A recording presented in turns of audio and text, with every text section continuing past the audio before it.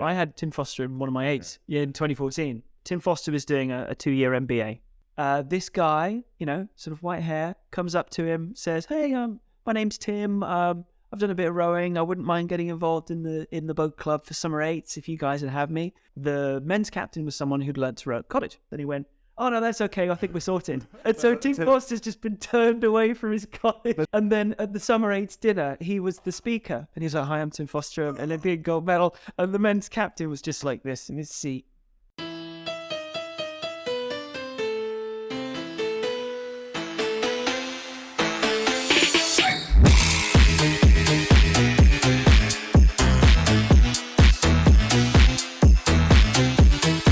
Hey, what is up? Welcome to Last Stroke Counts.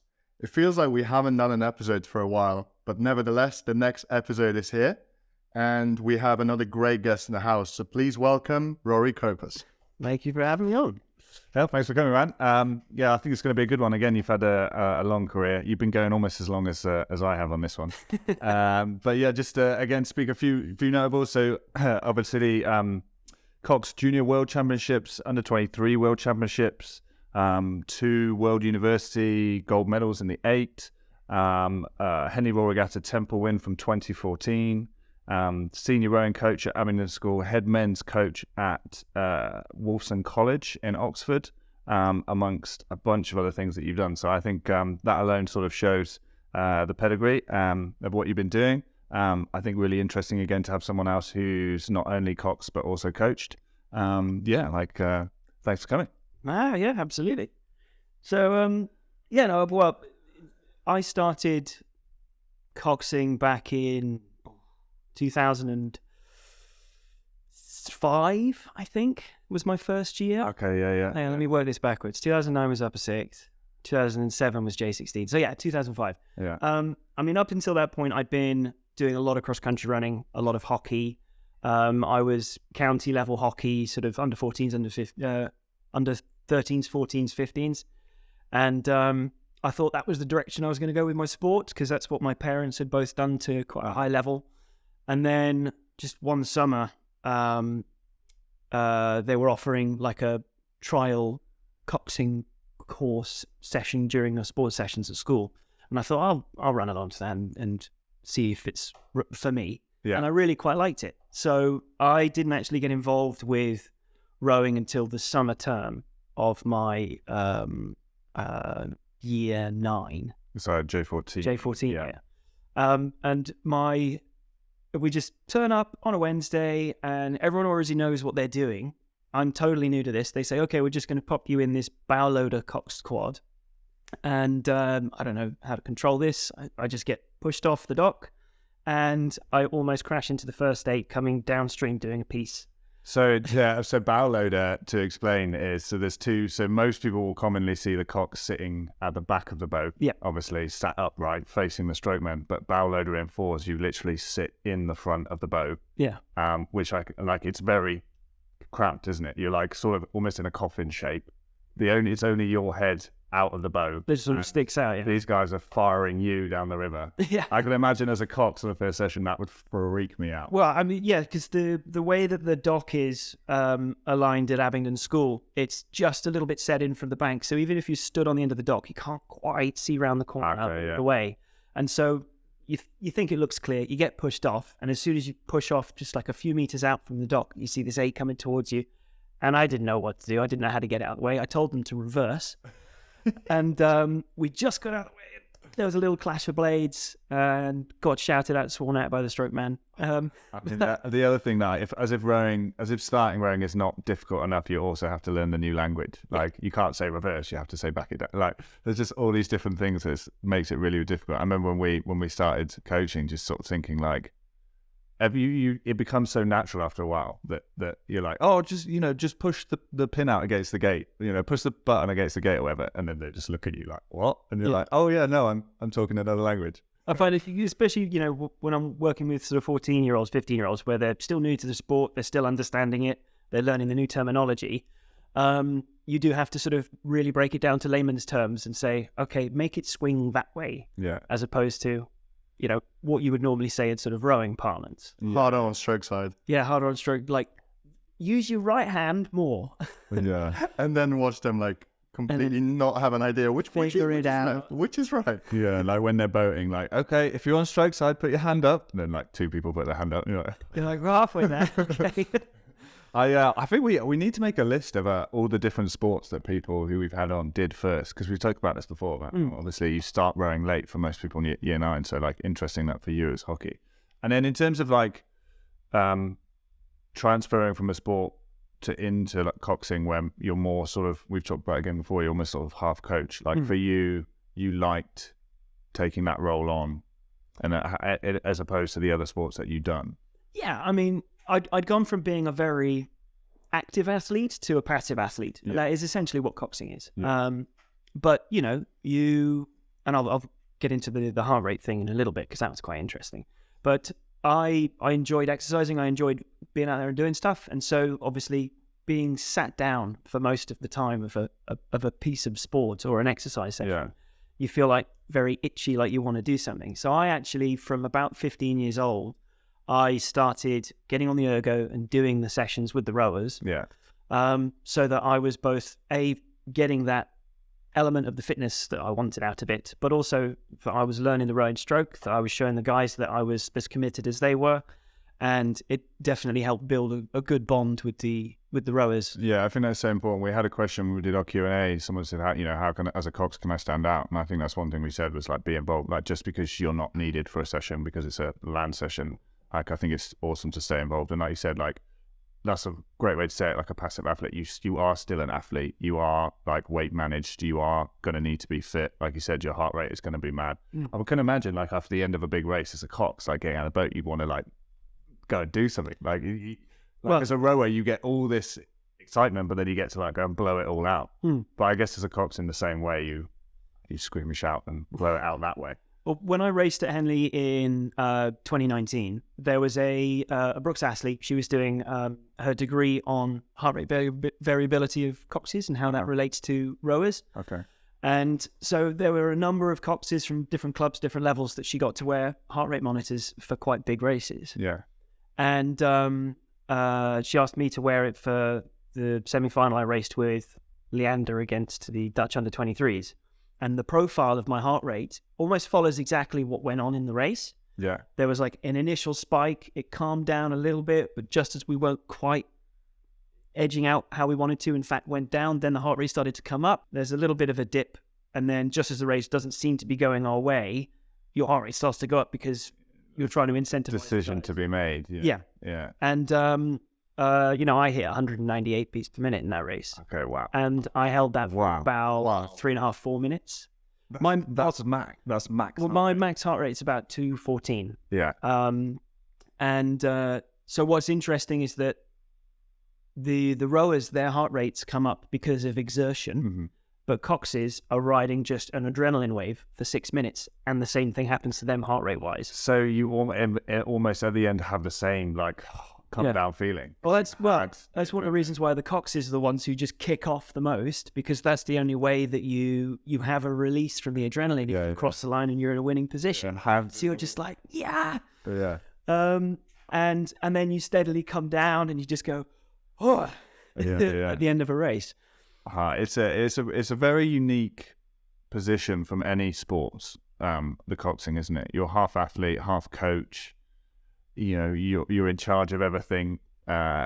You're making decisions tactically in the middle of a race. Things are changing. I think and I think it often doesn't get given enough credit. I think we've talked about this before as well. Like, I think it's just not a job I think I could do. Like all I've got to do is sit there and pull really hard and just listen to whoever's talking to me. I've done a lot of my racing in an 8, so I've had a lot of coxes. And then another thing is, on a winter morning when you're going out to do an outing and you're a rower, well, it's cold, but you're going to get warmed up. As a cox, you might get splashed about. It's cold, it's freezing, and you just have no way of actually getting yourself warm other than try and raise your heart rate, adrenaline, that kind of thing. No, exactly. I mean, the reason why you do the sport is for all the fun summer racing in the sunshine and everything. And obviously, you have to go through that winter period from like November through to February where it's raining or it's snowing or it's sub-zero temperatures, and you are You physically have no way to warm yourself up, so you're just sat in the conditions. Yeah. And I mean, I get Raynaud's in my fingers and toes, so that's not helpful. So that's to explain. That's like a blood vessels, capillary circulation problems at normal temperatures, basically. and then it just gets really painful. Yeah, the warming up process, when your fingers go white because they're not getting enough blood, and then when you try and warm them up, obviously the blood going back through the capillaries is extremely painful. Most people at some point, if they haven't got really cold, will experience that sort of heat, that fiery heat of like running. It's like your hands are sort of pulsing like yeah. And I think that's something to remember for as a rower who's got up. You've got up very early, and you've gone out and you've done your session. You've also got your exercise in. You've done something good for your body. Like the Cox has turned up and sat there and done a session for you, and is going to have to go and do their fitness at some other point. Like I think like rowing's a great thing. Oh yeah, you have to get up early and all the rest of it, but you get your fitness done, you get a workout. It's kind of a double win. Yeah. Whereas you've got to remember your Cox is there, not doing any of that, and still sitting up. So, I mean, in the end of the day, you can't go out without one. So. I think it's good. So going back to then Abingdon schools, you started Coxing, and like you said, got involved in rowing a little bit and involved in the squad and stuff. And then, did you say it was the 2011 PE race? 2009. 2009, sorry, PE. So 2011 was actually my brother Jamie. He raced with the first state that year and they won. Oh yeah. And that's what started off Abingdon schools like dominant run 2011, 12, 13. And then a Nat schools win in 2014, a semi-final. That year. Were you? So was Athol Undermark your head Yes. coach? So he started at Abingdon just before I did, I think. He was at Shiplake College before that. Yeah. And then came over to Abingdon, and he was my J16 coach, and then first day coach in 2009. Okay. Which was a really fun year because we had a really tight-knit group of guys. We had raced quite well at Schools Head and Wallingford Head, and went overseas again that year and raced the French junior team. And it was quite a good crew. But this was the year where Eton College totally took it to another level with schoolboy rowing, like breaking 6 minutes. So this is Stan 2000. Is that? It was Alex Henshelwood's era. Yeah. And so, I mean, back in 2009, breaking 6 minutes for a school crew was like a rite of passage and a big deal. Yeah. Now you've got crews all over the place knocking on the door of 5:40. You've got the St Paul's crew from 2018 doing 5:36. Unbelievable. Just nuts. And we were a 5:53 crew, I think, at the time. And then Eton just goes at Nat Schools and just disappears. And there's a great video on YouTube of the final of Nat Schools that year, where, you've got 5 crews, they're all quite level, it all looks like a decent Champ 8 final, and then the camera just pans, and about 150 metres is just Eton on their own, just totally outclassing everybody.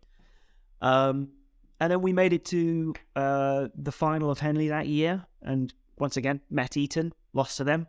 It was probably inevitable, but you go into it thinking there's always a bit of a chance. It's Henley, you never know. But I think what really characterised that year for me and that experience at Henley was the Belmont Hill race. Yeah. Because I remember obviously watching your podcast with Morgan last time, and she says she's not really in the habit of putting her recordings online because obviously she's still in the squad and training and so on. I just thought this race is too epic not to go up on YouTube because we'd heard from some friends overseas that Belmont Hill were coming over, that they were quite a good crew, and we were going to meet them on the Friday potentially if we got that far. And it was a 9:30, 10 o'clock morning race. It was raining. There was a headwind. There was quite a lot of stream on the river, and we were on the outside station. So just to summarise, perfect Henley conditions. Yeah. I mean, there have been 2 years at Henley where it has been, I think it was 2007 was pretty ghastly. Yeah, they didn't even get the boards up in the middle. Yeah. Yeah, they literally only just got the course up. They couldn't even pump any of the progress board, like stations up. Yeah. Because it was just so bad. But 2009, there was like varying weather throughout the week. Like, there was just a sunny day, but a windy day, and a windy day, and a rainy day. But Yes, we're up against Belmont Hill, and they tend to do 1,500 meter pieces out in the Stotesbury Cup in Philadelphia in the States. So we know that they're more geared towards that kind of racing. But, who knows what they're able to do over 2K or 2112 meters. Yeah. And we thought, right, we'll just row our race, see what happens. And by the barrier, we're a length down. No, in fact, we're a bit more than a length down. But you must have sort of expected that. Like you said, if you're going out to race a crew that's used to a 4.5 to a quick blast, race. Yeah. Well, we expected to be down, but not by that much. No. So in my head, I'm like, all right, well, I've got to react to this somehow. I've got to get the crew believing that we can actually turn this around. I'm hoping they don't look over their shoulders and, see what's actually going on. That's so important at that point to have the confidence in your Cox to make sure that you're not turning around. I think what was really good about the guys in the crew was they had trust in me. Yeah. They had trust in each other. They knew that we had a really good mid-pace rhythm, and we were quite good at that point by executing the same plan consistently. We're executing the best plan we could consistently.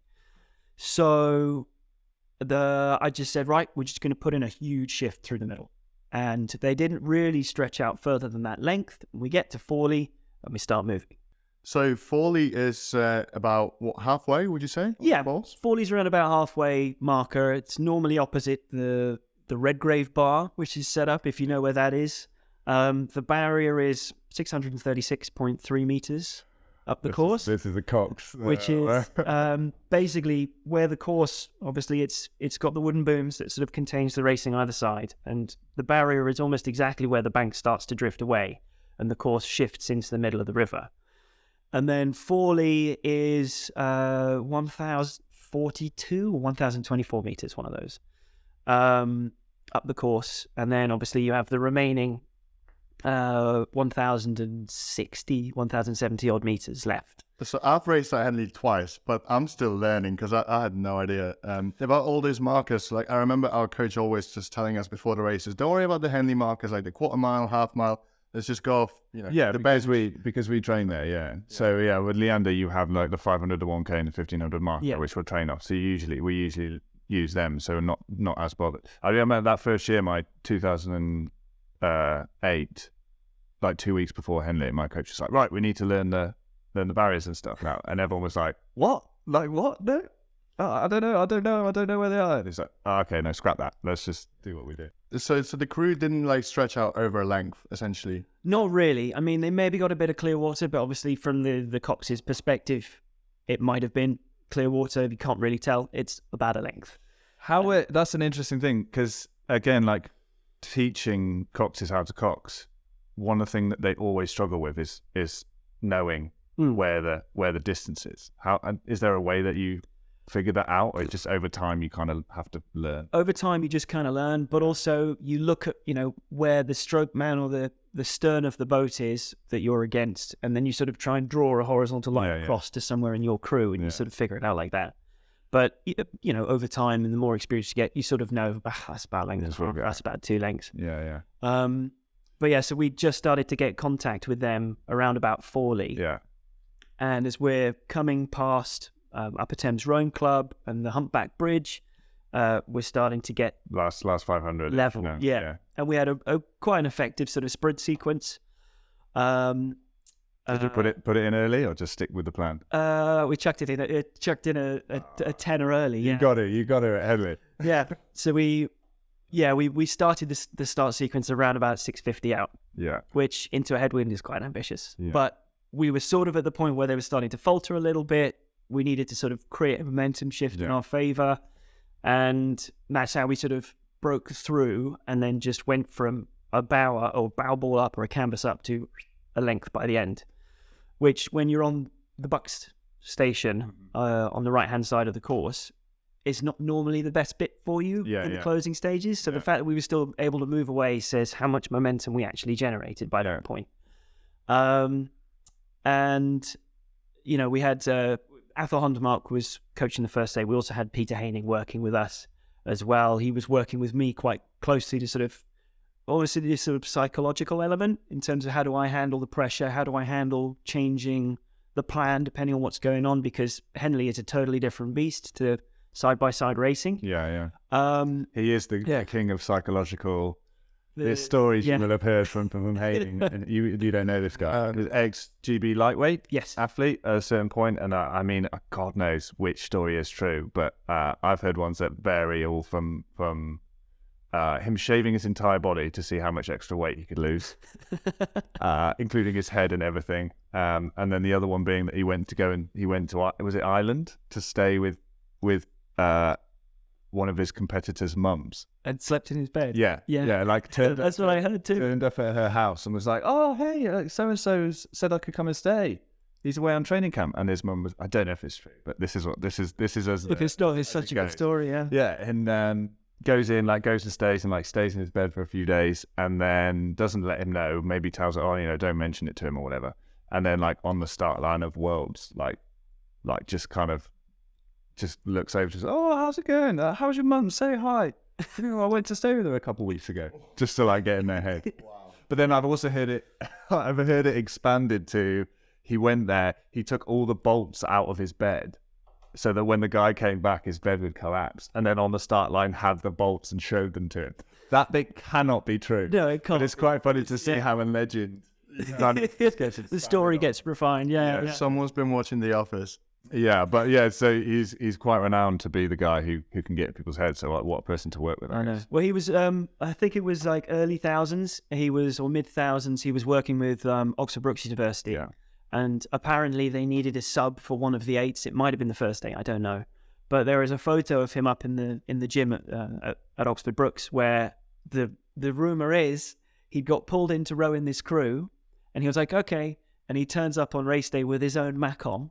Yeah. While everyone else is brewing with smoothies, and it's not even painted, it's just a white Mac on, and I think he was at 2 in that boat, and he just gone in and raced.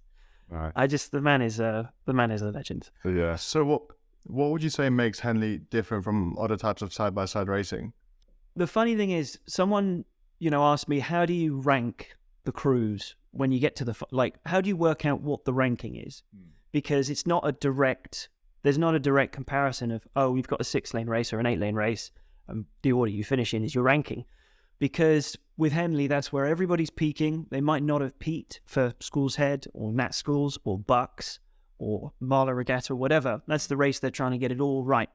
And so you sometimes have crews that absolutely pull out the race of their lives and turn over a result from previously in the season or a result that people weren't expecting. And it's a chance for a lot of interesting things to develop, given its nature that it is one-on-one match racing, grudge match racing. It's a very personal affair between the athletes of the respective crews. And on top of that, it's just, I always call it the wooden boxing ring, because it's you having a boxing match with one other crew in front of tens, thousands of crowd, hundreds of thousands online. And it is the closest for people who aren't part of national teams, who go to world championships, who go to Olympics. It is the closest experience to rowing in a stadium or playing in a stadium. Yeah. Because especially when you get to the last 400 meters of the race and the bank comes back to the booms, you are literally 5 to 10 meters away from people shouting and screaming. Yeah, Henley is definitely loud. I know some of our finals. I've been in a few close finals. I've actually been in 3 or 4. I've been in 4 Henley finals with a combined distance over all 4 of 18 feet. Yeah. That's a good stat. Yeah. So I won the Thames Cup in 6, and then I've lost the Ladies' Plate in 6 and 3 and 1. So yeah, when you're that close coming through the enclosures, you almost cannot hear the cocks. It's unbelievable. And I've having raced internationally, even it's not that loud. So that does make it very different. I like what you said about the wooden boxing ring though. Yeah. It is very grudge matchy. And you can see plenty on knockouts as well, because some crews you just get a length or 2 up, and you can just sit on top of them and just kind of strangle them. Yeah. But before I ever even saw Henley in real life, I was speaking to a friend of mine who actually went to the Olympics all the way back in Poland, probably a decade ago, and he said the atmosphere at Henley probably tops the one of the Olympics. He's done the 2012 and then Henley 2013 with the Polar, and that just made me really excited about going to train at Leander. It is electric, and there is something completely different about it as an experience, because it has a lot of history, prestige, the experience itself. You know, it's part of that sort of the three big social events of the British calendar. Yeah. You've got Royal Ascot, you've got Wimbledon, you've got Henley Regatta. And, you know, you've got events like the Olympics and the World Championships. It's people who are there to see the rowing and to support friends and family and so on and so forth. With Henley, quite a big percentage of the people that turn up are there to just be there and be part of the spectacle, and are there for the social element, which is why you see, you know, sometimes as stewards, there's quite a lot of people facing away from the river, having pibs and talking to their mates, then facing towards the river watching the racing, which is why when you see the people who are there on the Sunday, they're the people who are really there for the rowing, because they turn up for the finals, not just, for the atmosphere and, you know, the nice events that are happening on the Friday and the Saturday. I mean, it was always a goal of mine to be able to race at Henley when I was a junior. I got the opportunity to try and qualify with Marlow Rowing Club. So actually, when I first started coxing at Abingdon, I thought, I want to get some more in. So Saturday afternoons and Sundays, I joined up to Marlow Rowing Club and I coxed there. And I joined in with the senior women's squad, with the vet men, with the senior men. There weren't a lot of coxes at the club at that time, so I was just sort of passed around all the squads. That's the best way to learn. Just multiple different groups, and you're working with loads of different people. It's different experience levels, different experiences that they're sort of giving to you as well, and that was really valuable and helped me sort of like leapfrog up the ladder of experience. And then I raced with the second 8 for Marlow in 2006, and we missed out qualifying as like a Thames B boat. I think it was like 8 seconds, and we had like 3 juniors on board, and that was quite a good showing for them. Yeah. And then the next year, I was coxing the Marlow first 8, and we got to the Friday, we got knocked out by Leander's Thames Cup bunch. The ones that won it. I think it was Josh Davidson and that sort of gang. Yeah. Charlie Burkett. Yes. Yeah. And then I think they went a bit more of a coxless route in 2008, and they weren't planning on doing a coxed crew at Marlow. So I then approached Henley Rowing Club, and they were in need of a cox, and they had quite a good Thames Cup bunch. So I coxed them, and we got through to the Friday again, and we went. Who was in that crew? That was Sam, Quinette Hayes. Okay, yeah. Ross Barnes, Tom Cannon, Nick Mead. Tom Cannon. I used to live with him for 6 months. Oh, really? Oh, yeah, because he did a stint at Leander after he raced at Henley with me. Yeah, he went to we did like the first 6 weeks, and they were like, right, you need to find somewhere to live now. So we signed a contract for 6 months, 4 of us into this little flat, and then like the next day, Leander cut him. Oh. To be fair, like he turned up for like a 2K test weighing like 72 kilo. No, like weighing like 82 kilos or something, right. And he was supposed to weigh 72. Like he wasn't really on weight. But yeah, no, go on. So Nick Mead was a 3. Chris Clark, who was the Latimer first 8 coach, and now he's at Shrewsbury School. Yeah, he was in that. Sam Hayes was at 5. Mike Lambourne at 6. His brother Dave rode at Leander. Yeah, I was thinking one of the Lambournes would be in it. Yeah. And then Dan Andrews and Elliot Cole. And what's really funny, actually, is my wife has joined Henley Rowing Club. And they've got basically the senior squad is like a sort of a young vets group. I think they're vet A or vet B. And there's like sort of 12 of them. My wife, Rosie, is now coxing quite a few of those guys that I coxed 15 years ago. Small world. And they just found it really funny that there's a sort of that inadvertent link. That's cool.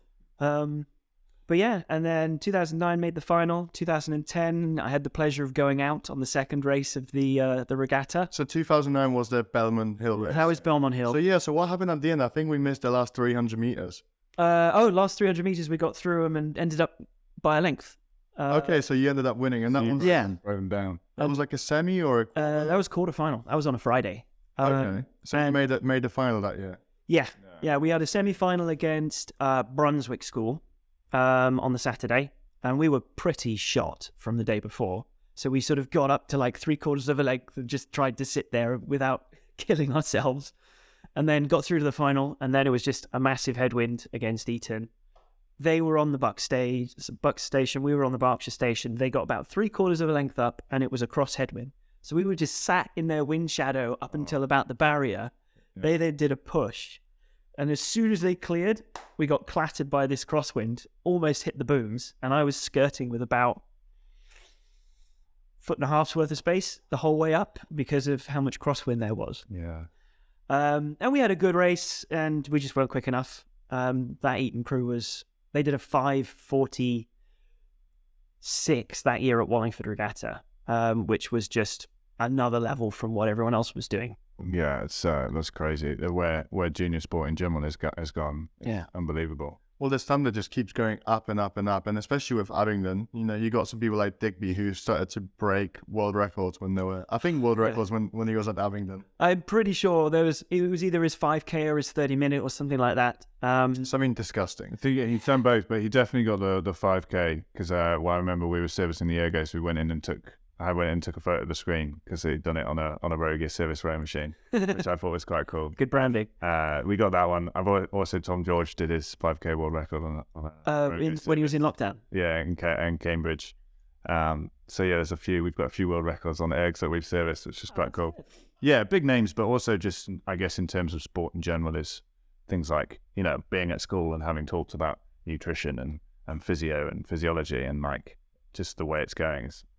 It's amazing, but also like crazy to think, times that used to win the Olympics are now being done by 18-year-olds. I know. And the standard only keeps going one way, and it's not down. Yeah. It's not sideways. Well, I mean, school eights were about 5:55 back in my day, and we're almost 15 years on. And if you're not aiming for 5:40 with good conditions, you're not going to be in the mix for the A final. So. Jeez. And then obviously the St Paul's crew in 2018, they were just something else, and they did 5:36 at Marlow Regatta. They pushed the Leander Ladies 8 to 2/3 of a length or something that year. Wow. Yeah, and then 3 of their 8 were the top 4 that went to, was it 3? No, they paired with the Molesey lads that year for the Copseless 4. Yeah. Pretty much everyone in that 8 either went to Coop or went to Junior Worlds, or would have gone to Coop or Junior Worlds if they weren't 1-year juniors. Yeah. But then again, you look at the Eton 8 in 2009, you look at my brother's Abingdon 8 in 2011, that applies across the board for those crews that end up being, the ones that move the standard on. Are pretty exceptional for their time. Yeah. And that started, the standard started rising all the way back in 2010. And so what did you do after? Then you said you got to another final. So in 2010, I went out to University of California, Berkeley. So at the time, there was a recommendation for people who had under 23 aspirations to not go to the States. Because I remember all this, Yeah, because you could send ergos over, but obviously there is, loads of different speed testing opportunities, whether it be in the pairs or singles in Boston, Lincolnshire, or testing that they did at Caversham. And it's pretty important that you're around for that. You don't just turn up at the end of the season and, scoot your way ahead of someone who's been involved in the process throughout the year. But at the time, university rowing was not what it is now in the UK. Yeah. My brother's crew in 2011, they did a piece against Oxford Brookes' Temple 8 that year and beat them by about a length over 2K. Really? So you had school crews going faster than uni crews. And Cal Berkeley, I'd always wanted to try and go there. I was really happy to be recruited out there. Obviously, if you're an international student, you tend to pay more on your tuition than you would do a US athlete or someone from the state of California. Yeah. And so just financially, it wasn't viable for me. I was working and also studying and also rowing. Yeah, that's can't do all of it. And I just couldn't keep myself there. So I know a little bit about that because that's kind of a really similar story of what happened in my first year at Newcastle. So how did you find going to such a big squad in California? It is massive. You know, it's kind of like university rowing from the UK, as Susie said, like on steroids. Oh yeah, well, Because there's just so many different athletes, so many different ergs, and just kind of training together. But also, like in America, it's not uncommon to do like pieces every week. well, at the time, you know, if you wanted to, like, you know, if you're trialing for GB and you race at juniors and you race under 20s and you race at seniors, the standard rises. The times get quicker. The quality of the oarsman or coxing increases. So I wanted to go somewhere that was going to push on my career, but also my ability. Yeah. And at the time, I didn't feel that I could really find that in the UK university scene, which is why I reached out to California, did the SATs, and then got recruited out there. And yeah, there were like 4 5/8 worth of guys on the men's side, very similar on the ladies' side, because I think they do it similar, but a little bit more now. At the time, they're recruiting between 8 and 16 people every year. Yeah. So that you can have up to 2 8s of freshmen. Yeah. And then you've got between 10 and 12 of the remaining year groups who carry on rowing all the way through, depending on if they want to keep rowing, don't get injured, stuff like that. Yeah. So you're operating pretty big squads. And my first year there, Ollie Siegelaar was in the squad. Okay. So he was a Dutch international. He had just gone to Beijing Olympics. He was the V8 for the Netherlands there. And then he was doing a engineering degree at Cal. So, you know, you immediately get into this squad as a fresh-faced out of school cox. And so you coxing him? I think I did a couple sessions coxing him. Was that daunting? It was, not daunting, but you're just being very careful about what you say to who, and you know, you're wanting to make an impression and make an impact, but understanding that obviously the athletes you're working with have come from a lot of caliber and pedigree. We in 2012 for the Jubilee, whatever. The Jubilee Regatta. Diamond Jubilee Championship, which was held in October. Yeah. So with Leander, we had an 8 out, and we've been training in it for a little bit, and then we got Rick Edgington and Alex Gregory back, and Alex Gregory's just won gold in the men's 4. And I'd never rowed with an Olympic gold medalist before. I think the whole crew, and we had quite a novice cox, the whole crew was pretty excited. We went out for this session, pushed off, and we were just like warming up in 6s or something. And everyone, like, Alex is in the 6th seat. Cox is like, okay, arms in, legs, okay, da. And then just all of a sudden, Cox is like, 6, you're a bit late. And the whole crew just goes like, oh, what? And then Alex just says, no, he's the nicest guy. He wouldn't anyway. I was like, was that a power move? Was that just like listen, I'm not, Who was the Cox? Ollie, what's his name? I don't know his name, but I know his face. Yeah, I have to look him up. But no, he wasn't around for long. He was quite a novice at that time. I can't remember if he did end up coxing us or not, but maybe just for that session, we just had him. But no, that's a funny one. But yeah, so Cal, I guess like you said, like the experience of rowing with. Oh yeah, it's nuts. Like, obviously there's a lot of funding and support from the university and from the sports department that goes into those programs. Mm-hmm. You see when the colleges started pushing for more women's sport, especially rowing was the big sport that a lot of universities lent heavily into to sort of get more women, get women's sport up to the same standard as the men and offer more opportunities. And you see places like, University of Texas, where they just skyrocketed very quickly because the university said, we're going to put a lot of support into this. So I've heard, I'm sure there's other reasons, but I've heard one thing. It's basically because in America they passed a rule which basically said that men's and women's sport, I think Title IX, has to be funded at the exact same level. Yeah. And because a university like Texas State wants to put a lot of money into American football, one other way to even it up would then be to invest in. Well, yeah, because it's like, how do you spend that much money? Because the amount of money they spend on American football at college level there is insane. Yeah, it's a huge business. So there's obviously, you've got to take that amount of money and transpose it onto another sport. So it's like, well, we could offer loads of athlete scholarships. What sport means that we need loads of athletes on board? Rowing caters for a lot of people or draws in a lot of people. then you've got to build the facilities, and so it was. And it was just call them back.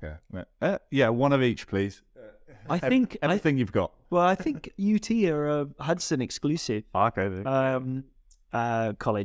Yeah, because they end up rowing in like burnt orange Hudsons, and I think that's quite cool.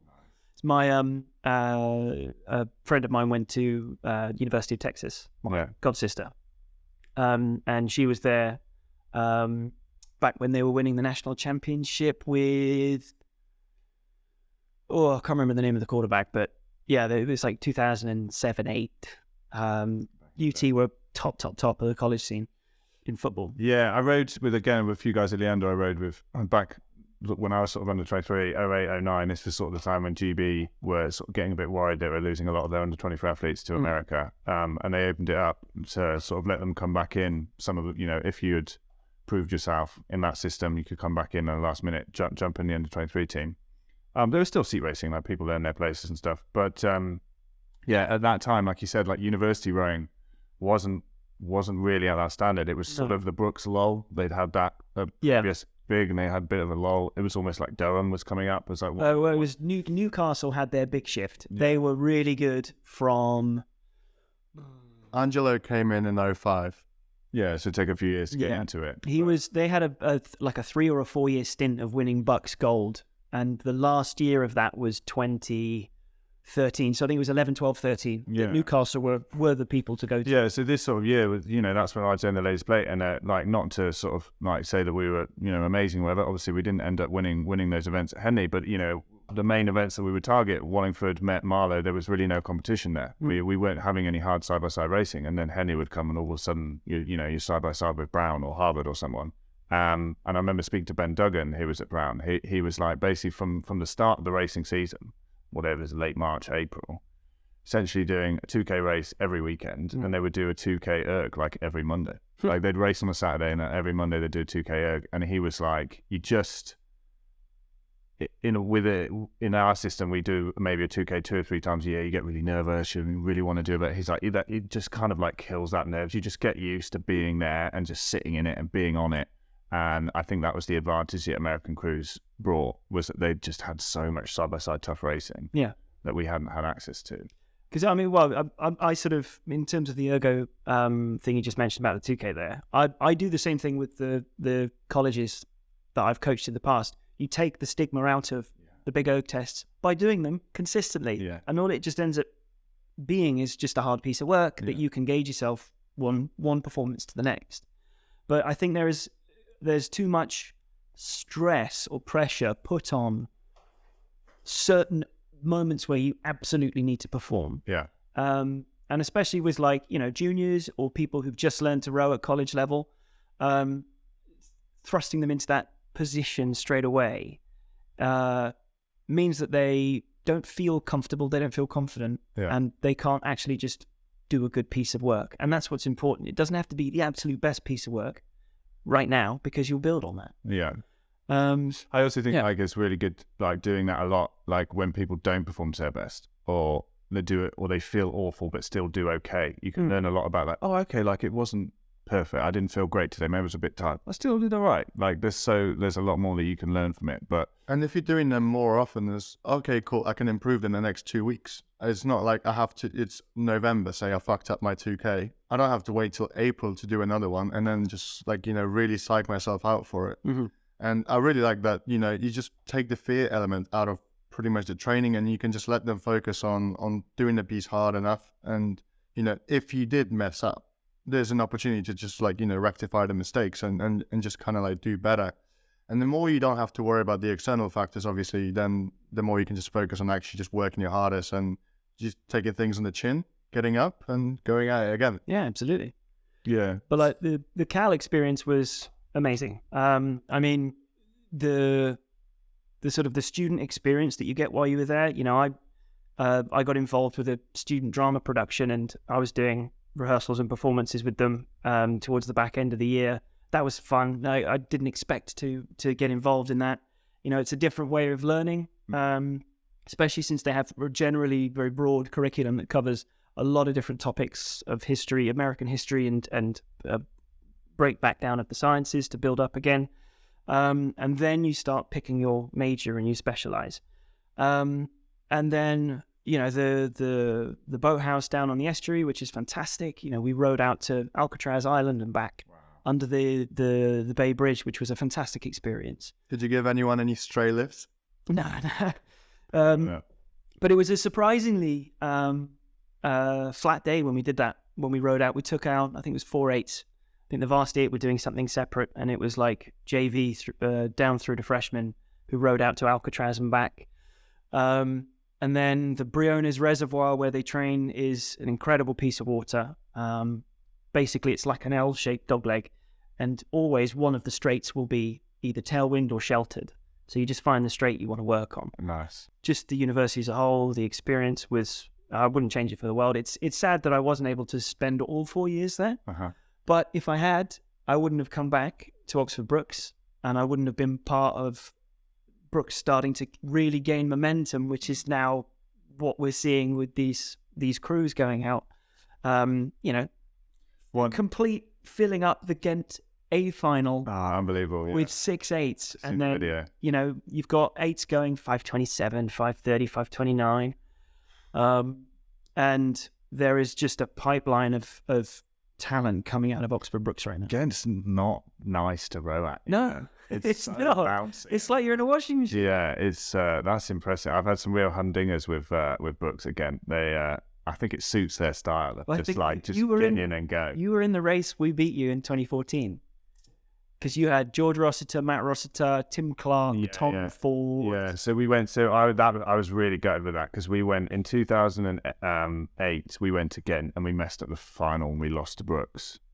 So then when we went back in 2015, 14. I was like, oh, redemption, you know, finally. And I think did we beat? I think we beat you on the Saturday, but then you came back and got us on the Sunday. I can't remember. You definitely beat us in something, whether it was like the semi or the Saturday. main one you got, and fair play. And it was a good race, and we didn't get it right. And if you don't, then like we said, in some ways it's actually going to be better to have that crew that can punish you for it, because if you don't get it right but you still drift across the finish line, it's not up. But no, I remember Brookes being incredibly happy about that, and it hurt, but then that's that's why you get going, do it again. And I think that rivalry with Brookes in the end of the time that I was there has definitely helped push us. I think it still does exist, and I think so long as I don't know because I'm not in the Brookes squad, but so long as it's like a positive motivation as opposed to a negative motivation, I think there's nothing wrong having a good rivalry with somebody. And I remember your dad being. I remember everyone celebrating your dad coming down and like being a big deal. And like I have quite a vivid memory of that because I just really was like, damn, like I want that. Like I want to be there. I want to like all of your support. Like obviously you had a lot of bunch of other people that went racing, a big gang and stuff. And luckily enough, I managed to go back the next year, and finally we got it right. And I did get. Yeah. I haven't got at least one gold from Ghent. Oh, I didn't get it. There was one year where we won where I didn't get a medal. They literally gave you, like the football trophies. You get the little plastic cups and the little like faux marble stand that sits on. They gave those to us that we won open 8s. It just says "Get Regatta" like you got many times. Like I did. I haven't got a hit. Once at Wallingford, we got a hit flask. I can't remember what event we won. That was the year. I remember what year that was. Oh, but I think we came second or third. I can't remember who I was racing with, but I remember the hip flasks were the prize everybody wanted. That's a good chat. If you're running a regatta and you want people to sign up, turn your trophies into hip flasks. Everyone will be keen. So then moving into Brookes, I guess. Like, how was that experience? How did it compare? There was Did you go there straight after Carl? Yeah, literally sort of just sort of dovetailed one into the other. The reason why I went out at Henley in 2010 on the second race, so I could I can say yes, I've made the weekend, yes, I've made the Sunday, yes, I won. I've not, thankfully, been knocked out first race of the regatta. Oh, I have unfortunately. On literally race 1. Yeah, PE. In 2007, so that awful weather, like really a strong stream. We got King's Canterbury. We got drawn against, and they got off a good start, and we got through the K, and we just started coming back at them. And then my stroke man caught a crab, and we got dragged into the brooms. And it was all over. But I mean, at that point, my school had never got through a round of Henley. Oh, right. I've also gone out in the first round of Henley, but I've got a good excuse. Was that with me coaching? Is that your excuse? No, yeah. What? So there were two reasons for that. One, the coach, and then two, because we raised the winners on day one. That's the only. He swept the competition. That's the only acceptable way to go out, isn't it? So as soon as you get knocked out of Henley, you're like, well, it's fine as long as they win. Like, if they go and win, then it's fine. I've been at Cal Berkeley all the way up until like May. And then I came back and I wanted to do something for Henley. And Peter Haining was working with Abingdon Rowing Club at the time. Yeah. And he had like 4 Oxford College guys and 4 legitimate club dudes from Abingdon Rowing Club. And he got all their memberships in order, and they were all legitimate members of the club. And we were just trying to put together an 8. Yeah. The club had never raced at the regatta before. So it was, quite a big deal. And we had a pretty decent Marlow regatta. We were racing in a lower band. This was like when it was still Senior 1, Senior 2, something. Yeah. I think we were Senior 3 we were in, maybe.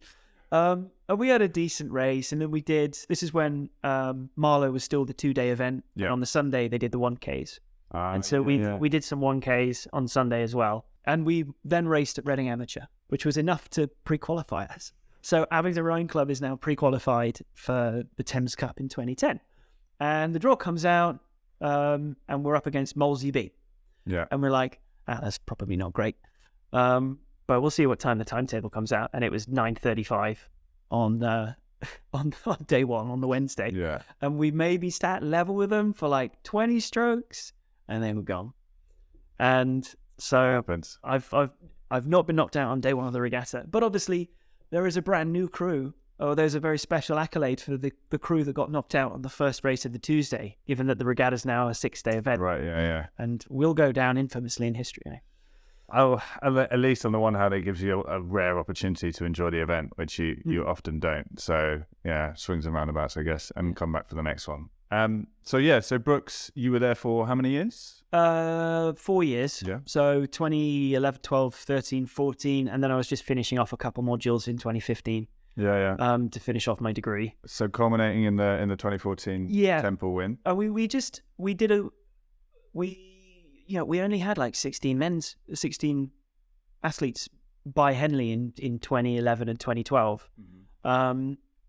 And we did quite a lot with not a lot in those years, to the point where it started to get a bit of interest, and we had a few guys join in 2013 that raised the bar of the squad.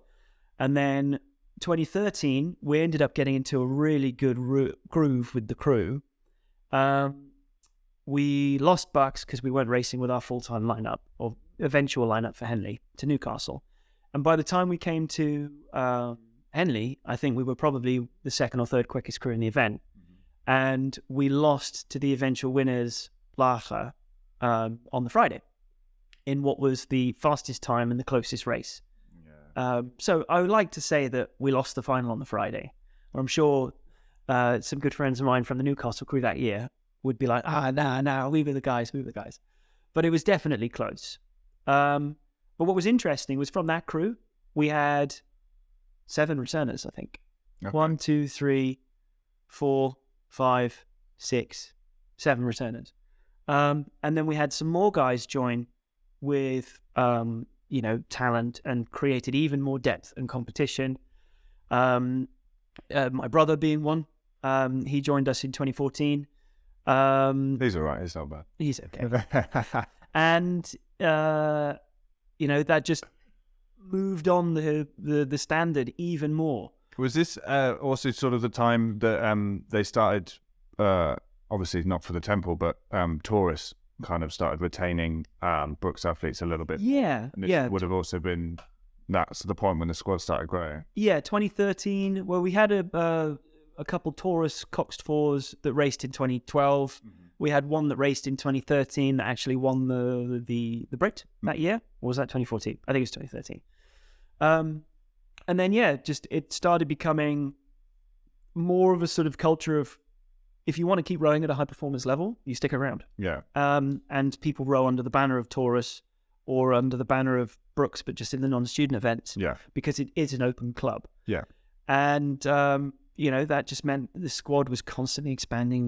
The depth and the standard was constantly increasing, and it just went from strength to strength to strength.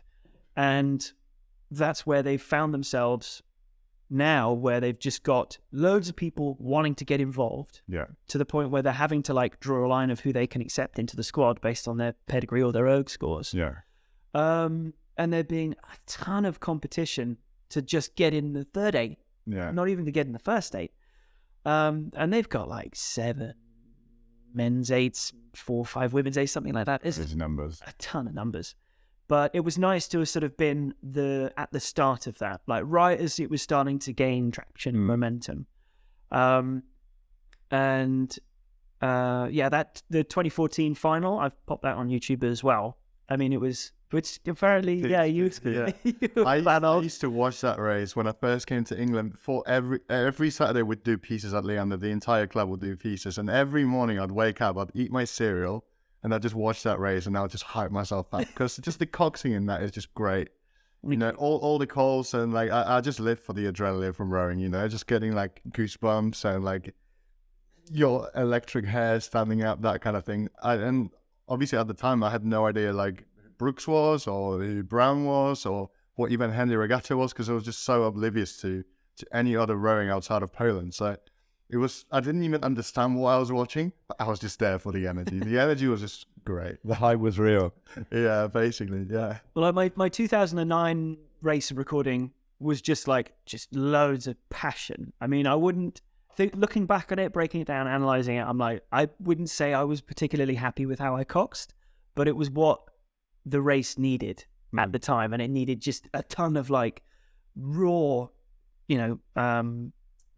energy and passion to sort of go into it and then try and inspire these guys to turn something around that seemed pretty inevitable. Yeah, I think we've spoken about that with Morgan about how it's a lot of it is just exactly understanding energy, understanding what you need to bring. It has quite often very little to do with the actual words. You could if you've got a call which is cheese panini.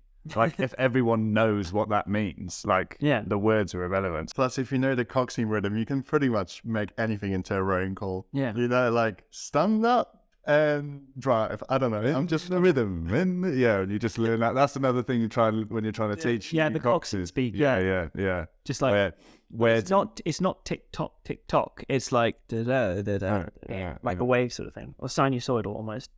But yeah, 2014, I was happier listening back to it with how I coxed, how I constructed the race. I mean, it is a lot easier when you're going to win 200 meters into the race.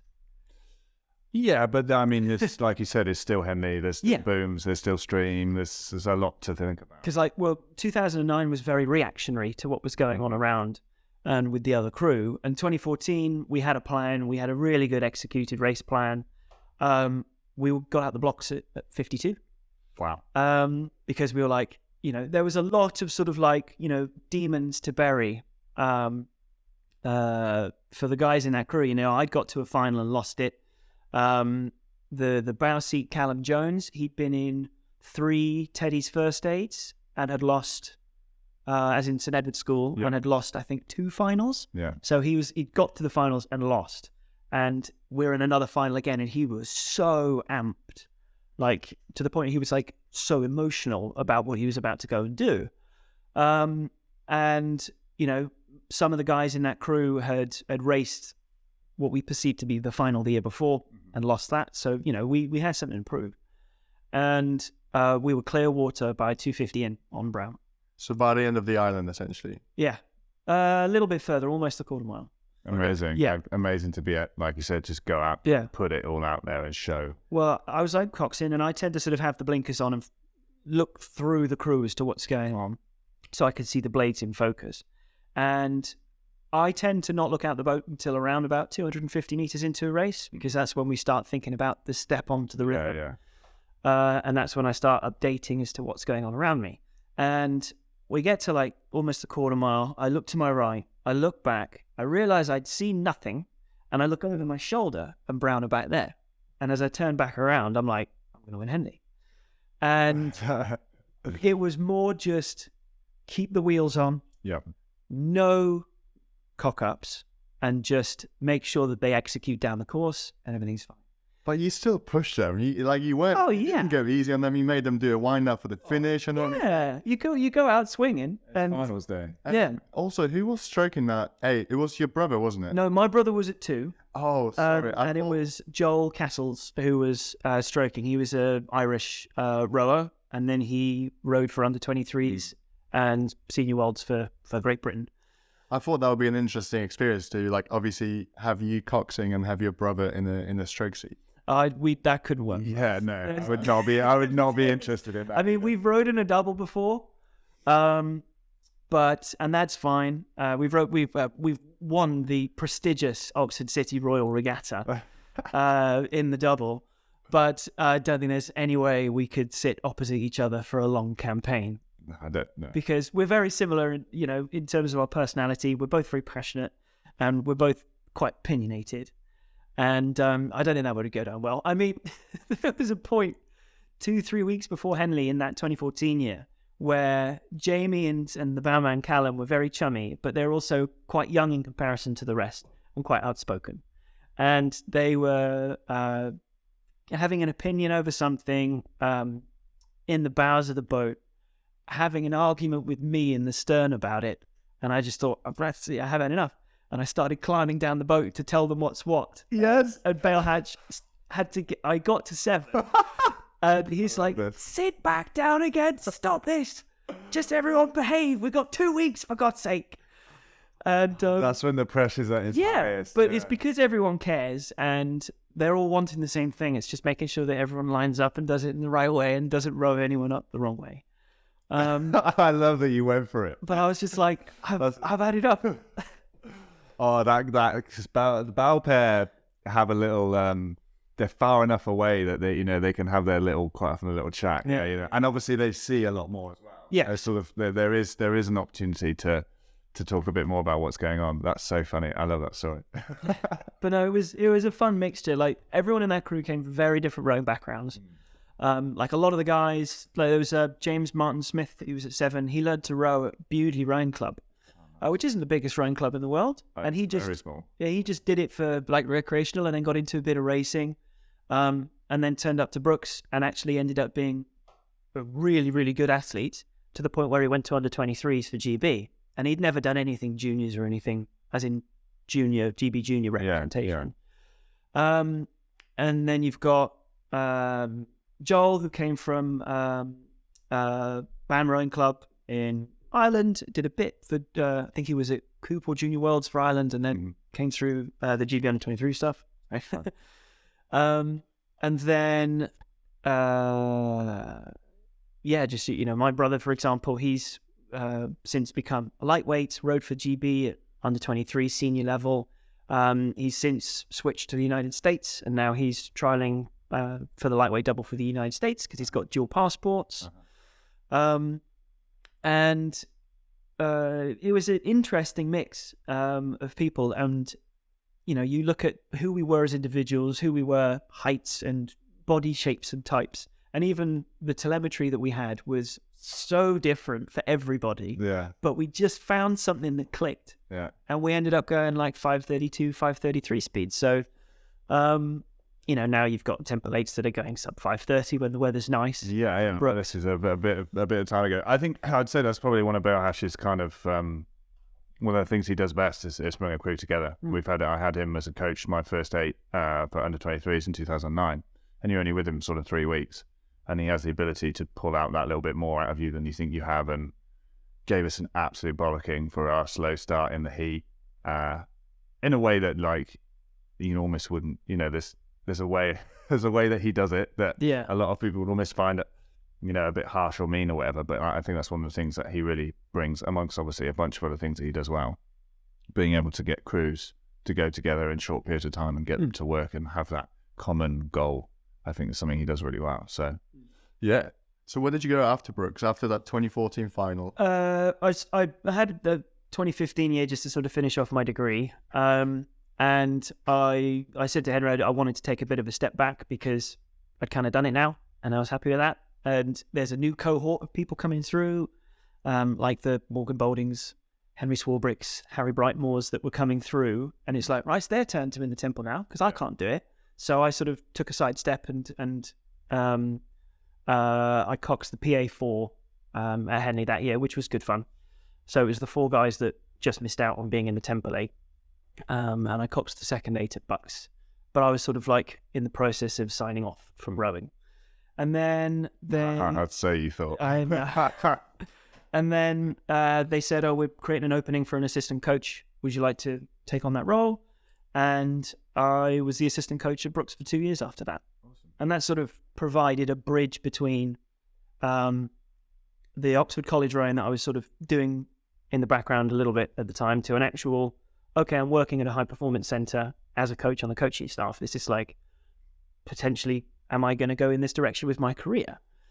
And that's what led to me seeing a job advert come up for my old school, Abingdon, for the senior rowing coach. And I thought, well, may as well apply for that. Can't hurt in applying. And I got offered the role, and I've been there since 2017. Awesome. So, yeah, it was. I didn't necessarily think, I'm going to get into coaching rowing as a profession, or because it's not the most lucrative of jobs. But you do it because you have an opportunity to see people develop, see people for what is most of them a hobby, and see people really get invested in that hobby and really build relationships with people they might not necessarily have bumped into or become friends with in the first place. And you have an opportunity to positively impact someone's experience and life with the amount of time that you spend working with them. And I mean, I've been doing rowing for closing on 20 years now.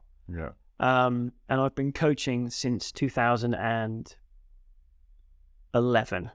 And I mean, as a Cox, you kind of always coach. You're always kind of coaching anyway. Yeah.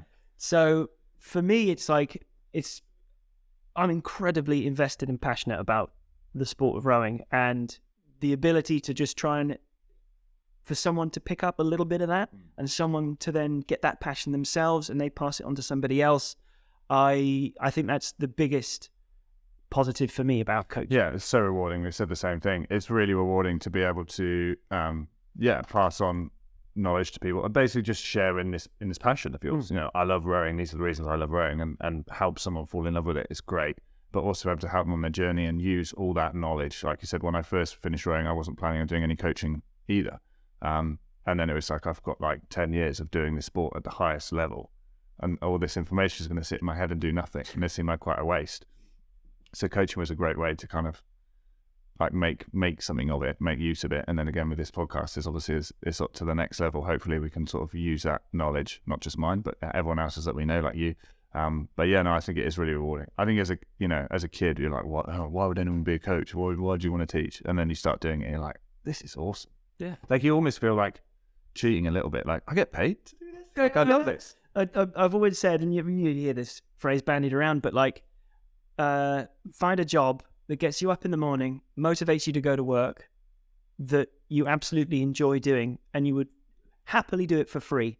And if someone pays you to do it, then even better. Yeah. And, you know, for me, that's coaching rowing at the moment, because it's so rewarding. The people that you meet, you know, at the moment I'm working with university athletes or college level athletes who can be up to 29, 30 years old. But also I'm working with kids as young as 14 at Abingdon School. And especially the Abingdon School kids from 14 all the way through to 18, you're seeing someone grow up and, you know, become the person they're going to be when they leave school. And you feel incredibly proud that you're actually part of that experience and that journey of theirs. And, you know, the reason why I'm coaching rowing is because of the experience I had from the teachers and the other peers of mine when I was at school. And it means I've come full circle to the point where I'm wanting to give that experience back, but especially back to my old school. That's awesome as well. Yeah, you're coaching at your old school. Do you ever get the one thing I love was I had the first lot of that I coached at college, Keble College, sort of a year or two later, I was then listening to them help out the new novices. Yeah. And using the phrases. So the one I used to speak to them is like, once you've essentially learned the rowing stroke, arms, body slide, feathered square, I say, right, that's rowing. You're rowing. Like, you're now going to be working on the same things that the Olympians are working on today. Like at Caversham today, there's an Olympian working on squaring a little bit earlier and getting his blade in the water a little bit earlier. Like, it's not like a sport, say in tennis, like, oh, well, now you know that. Now we're going to talk about topspin, and now we're going to talk about backhands. Like, once you've learned that, like, that's all there is. And then a couple of years later, I had a girl that was coxing, and I heard her giving my line to this other group, and it was like, wow, that's like amazing to see, cool. like the transfer of knowledge. Yeah. What's even funnier is I could sometimes take sessions with some of your former athletes, and then what we had radios linked up to the cox. We could hear what they were saying to the crew, and then this way we could like kind of provide better feedback more instantly, because obviously sometimes, especially with more novice coxers, you can't see exactly what goes down in the crew, and then I would hear them make calls. And, you know, she would be saying things that I've just heard Tom say. So I would be able to hear Tom's coaching through somebody else's voice. And that's just really, really interesting. And then you said that you could do pretty much the same thing. Yeah, you could tell from when someone's been coached by you. It was quite funny. So, right. So this, I guess the big one to get into, I guess now, is to talk about Oxford College. Oxford College racing. Because we said before, you know, even as I've been rowing, like I said, 20 years now, even before I got involved in that at all, I've been rowing 15 years. And I thought I knew everything there is to know about rowing. And Oxford Bumps racing It's so different. It's like a world of its own, isn't it? It's like a closed-off ecosystem. It's so close to the whole Henley scene and Wallingford and all the big races, but there's just nothing like it. It's probably one of the most unique events in the world. Yeah. In the way that it obviously runs, but the history of it's vast, and you know, there's leagues, rankings, there's so much historical data, and I don't know, to the people who are involved in that system, there's kind of all there is to that rowing world. So that just, you know, it takes up the entire space. So do you want to try and explain it? Okay, so college bumps racing is essentially like doing a head race where you start line astern, one in front of the other, not side by side in traditional racing. You start a length and a half apart. You're holding a string to the bank, and there is a massive cannon that fires to start the race. The coxes drop the string in the water, and you have to chase down and try and actually hit the crew that you're chasing before you get caught by the crew behind. And the nature of that kind of racing does mean that some people tend to take it quite literally in terms of bumping the other crew, and there ends up being a very interesting series of crashes and so on and so forth, which is not what you aim for, but there are certain coxes who either sort of toss safety side a little bit and make sure that they get the crew in front, or that the other crew's trying to hold out for as long as they can to see if they can hold off the crew that's chasing them, and they just inevitably get caught, and it causes a little bit of a tangle.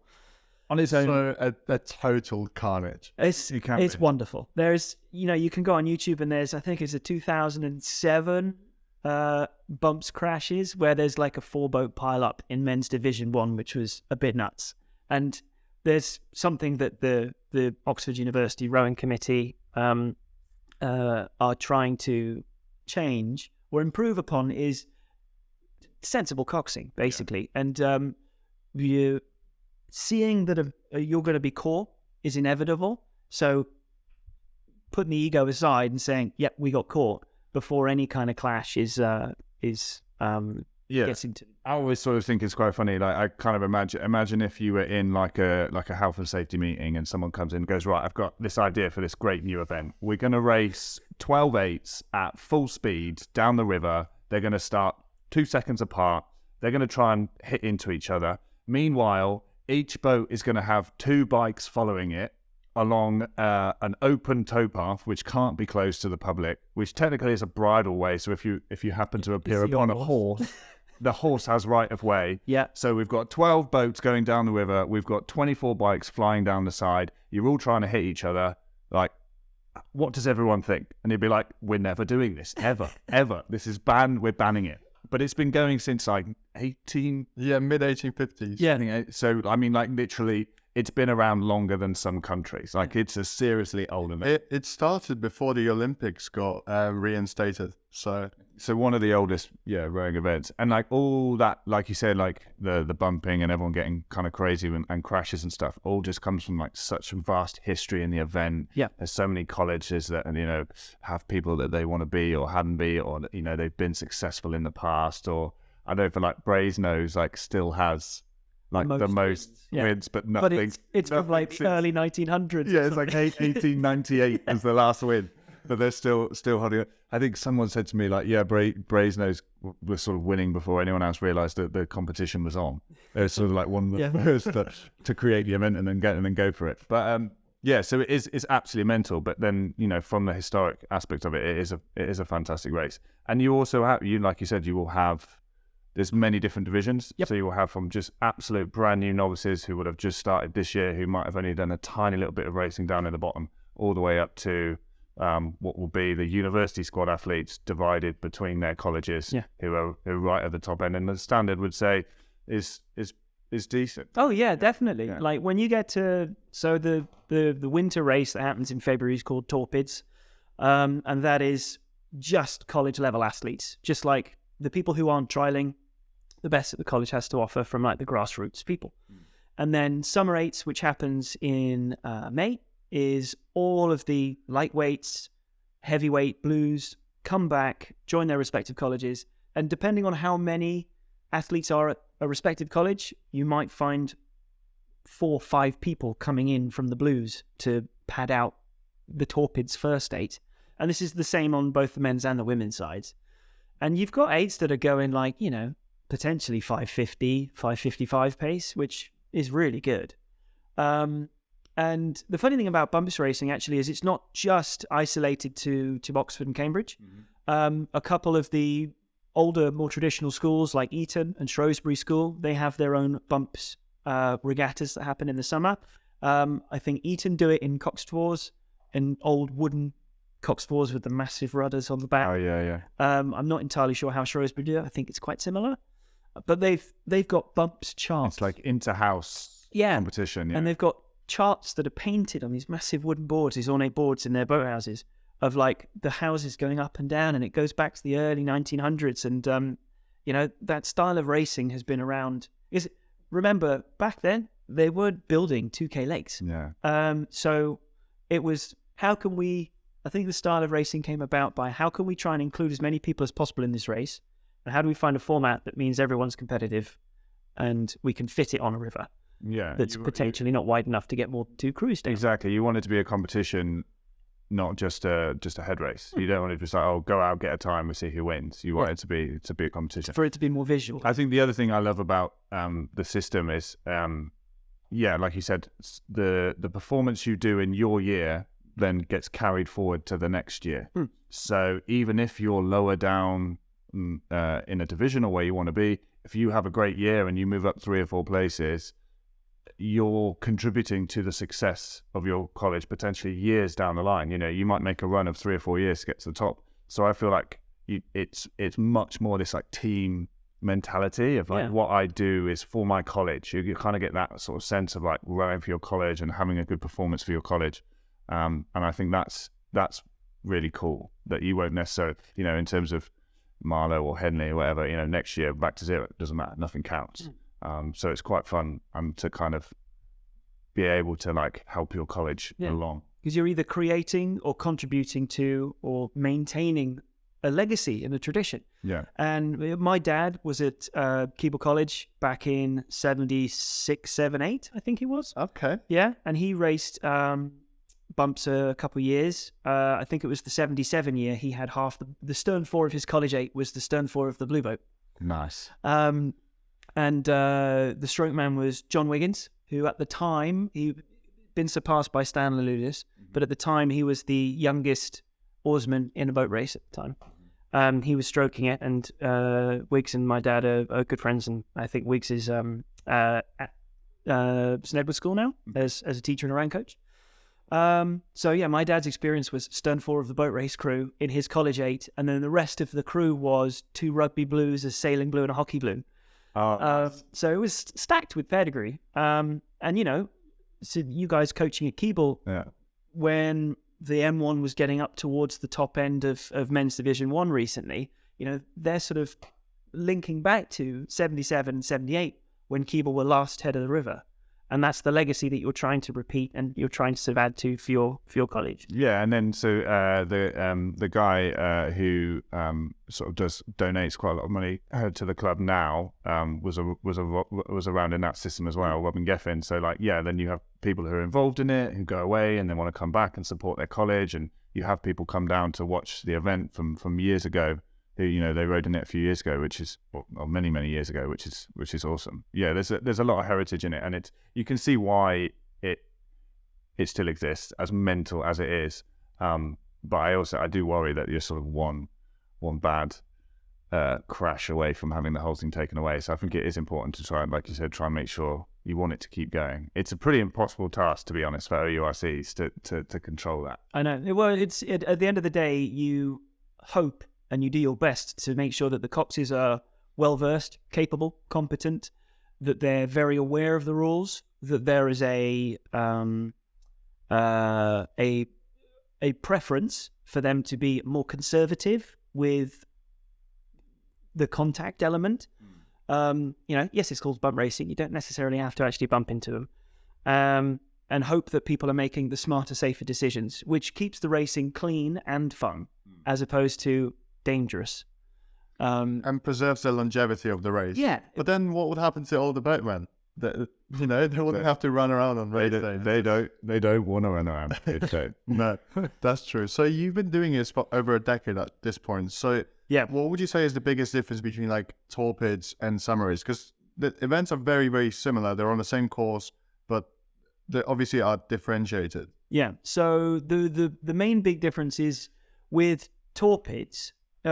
At either event, if you catch the crew in front of you, if you're the crew that bumps, you drop out of the racing. At Torpids, you got to carry on rowing all the way to the finish line, even if you've been bumped. At Summer Eights, both the bumper and the bumpee drop out. So what can happen at Torpids is you might have a slow crew and they get bumped by the people behind them and they drop out. And then the next crew behind manages to catch them up and bump them and then drop out. And another one comes up behind and bumps them. And you can drop a long way in the rankings in the division on one bad day of racing. You can get stuck in a bush and 4 crews row past you. And that means, and you've still got to then get out of the bush and make it to the finish line. So there's a lot more potential for falling down the rankings at Torpids than there is at Eights. And you also don't have the blues rowers competing at Torpids event. And I really like Torpids because Summer Eights in many ways is dependent on how many blues you have at your college, and that's who ends up being the best. Whereas with Torpids, I think it's a really good indicator of the ability of the squad and also what the coach is doing at that particular college. Because, if the plan is right and the program is right and you're managing the athletes correctly and coaching them well, you can get any college up to the top 3 or 4 in a matter of years. And I think that's a real gauge of who's doing a good job and who's not, is Torpids. Yeah, I was just to think, so at the start of first term, they have the novice regatta, and only athletes who have not been involved in rowing at all do it. So I remember the first year we turned up, there was 50 crews. So every single one of these crews, everyone in it has only been rowing for 8 weeks. Yeah. So it's sort of less of a competition of them and more of a competition of the coach. How quickly you could get people, Which coach managed to do the best job in that short period of time, which I think is quite funny. Because and also it's what is your principles as a coach when you start people from scratch, especially people who are 19, 20 years old. When I was at Keble, I taught someone who was 32 how to row, and that was completely alien and new to him. And by that age, you're quite bedded into your coordination and your movement patterns and so on. And there was one year where I was coaching the novice crews as well as the senior crews, and I thought I got together quite a tidy little outfit. For a novice crew, I thought that was pretty tidy, and they were going all right. And then I just see it was Jesus College. They had an 8 of absolute massive people, and they were hauling the ass out of it. It looked so ugly, but they were going quick. Now, is the aim to win the novice regatta in that fashion? Yeah. Or is the aim to set the athletes up to continue on a trajectory of technical ability once you incorporate them into the senior squad? And I sort of said, well, I'd rather go out in the semi-final knowing that I coached the rowers well than, being left with, I've then got to have a lot of work to sort out some fundamental problems. Yeah, we said the exact same thing. It's like if you were really just coaching someone to win an event in 8 weeks' time, you're like, right, we're feathering on the water and that's it. It's like we're going to drag. And you would do it in a different way. Yeah. As we sort of said, I want to try, and obviously the aim being to try and do better later in the season. So you do see some. But we did for a couple of years had a very, very small. Keeble's not necessarily known as a rowing college. You don't necessarily get kids who've rowed at school. So getting a bunch of students who maybe haven't been involved in sport at all, or certainly not involved in rowing, and then you just look at some of the colleges and be like, why can't I have some of those big people? The other one would just be like Headington. So we rode up at Godstow in the stretch. Oh, yes. So on the same stretch at Headington, you're just looking at this girls' 8, just they're all twice to the height of anyone I've got. Please, can we have some bigger people? What's funny is in my first, I only did coach Keeble for a year, and pretty much the exact same thing happened to me as with you. So I've taught my athletes how to row. I'd like to say to a decent standard, because by the end of the year we managed to get 4 girls into the W1, so into the first 8, from girls who have never touched an oar before October.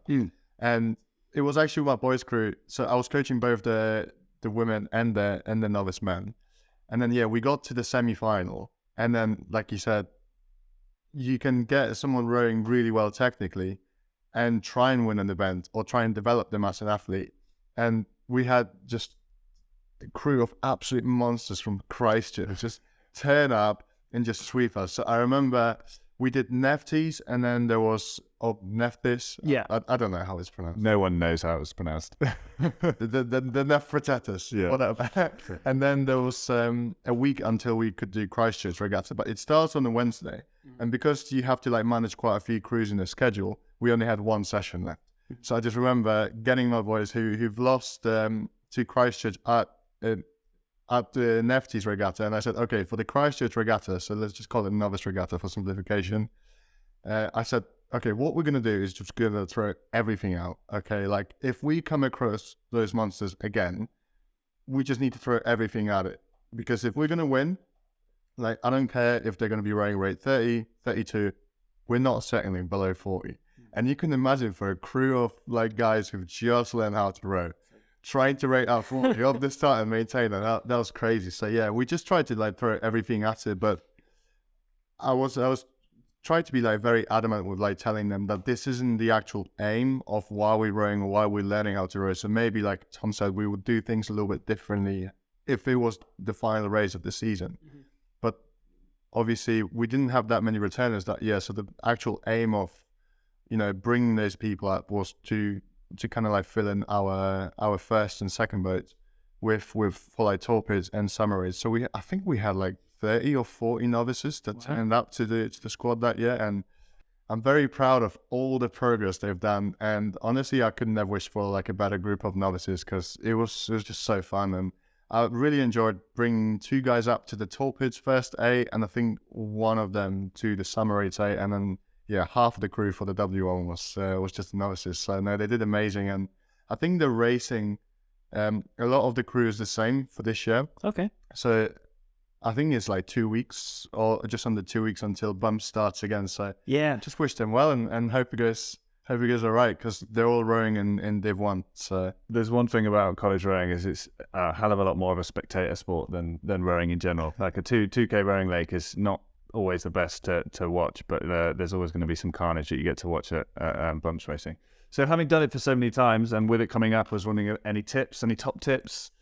Get a good start. Yeah. I mean, with 2K racing, you have enough track to make it up, but because of the nature of the winding steering that you have to the Cox has to work with, and the fact that you're only starting a length and a half ahead of the crew that's trying to chase you, start's really crucial. And the way I train my guys is, if you're training people for a 2K race or a 5K race or the boat race, then there is a lot more mileage that's done as part of either the land training or the on the water work. And I tend to do just quite a lot of sprint stuff, because at the end of the day, you either have to be quick enough for a minute, depending on the level of the crew you're chasing, or you've got to be quick enough for 3.5, 4 minutes. So it's, I personally do a lot of interval stuff with my guys, and they just get very good at being really racy. And I think that's the main thing, is giving them the opportunities to get racy, whether that be piecework in training or, the Oxford College bubble. And I say it like that because it can be a very self-contained thing. And someone might learn to row at Oxford College level, be there for 3 or 4 years, and then disappear and have absolutely no experience of the wider rowing experience, whether it be the Head of the River or Wallingford Regatta or Bedford Regatta or going on a training camp overseas or stuff like that. And so I try to get the Wolfson College guys to have as many external race experiences as possible, so that they understand, this is actually the standard, this is where we need to be operating, this is where we are. But when they come back into the Oxford College scene, they know that they're operating right at the top end of where they need to be. So I would say, just make sure that you don't get sort of locked into only staying on the ices or on the cam. Get out, explore the wider racing opportunities that are out there. Because there are some amazing little local regattas or even the big events that go on. It's absolutely worth going to. Yeah, that's one thing I really missed. Having got into Leander and taking rowing quite seriously quite early, you then just get to a point when you're doing 4's head, 8's head, Wallingford, Met, Marlow, Henley. You may be like racing 6 times. They're very big. They're fun and they're amazing and they're, huge and 6-lane racing. But I do miss, you mentioned Bewdley Regatta. Yeah. Because I rode in Worcester as a kid, not far from us. They've got great pots. They've got this big clay. I haven't got one out. They've got this big clay pots, which is quite awesome. And I had a singles final against Pete Ford, a guy I rode with. And I think the over the tannoy, they announced that Ford beat Clark by I think it was like 30 millimeters. It was the race verdict. That's very specific. Just literally some old boy from a window like, it was about 30 mil, yeah. The small regional regattas are fantastic. Like there's the Gloucester Bristol Ross circuit, which I don't think they do anymore, but it's where over that long bank holiday weekend in July, July maybe, where it all happens on the exact same stretch of river, but it's Gloucester Regatta, then Bristol Regatta, then Ross Regatta. That's fun. So you camp out and you race 3 days in a row, and that's where I lost my novice status as a sweep athlete. Ah, there you go. Yeah. We were in a Cox 4, Cox by Rhiannon Jones. Yeah, well, I do. She used to do.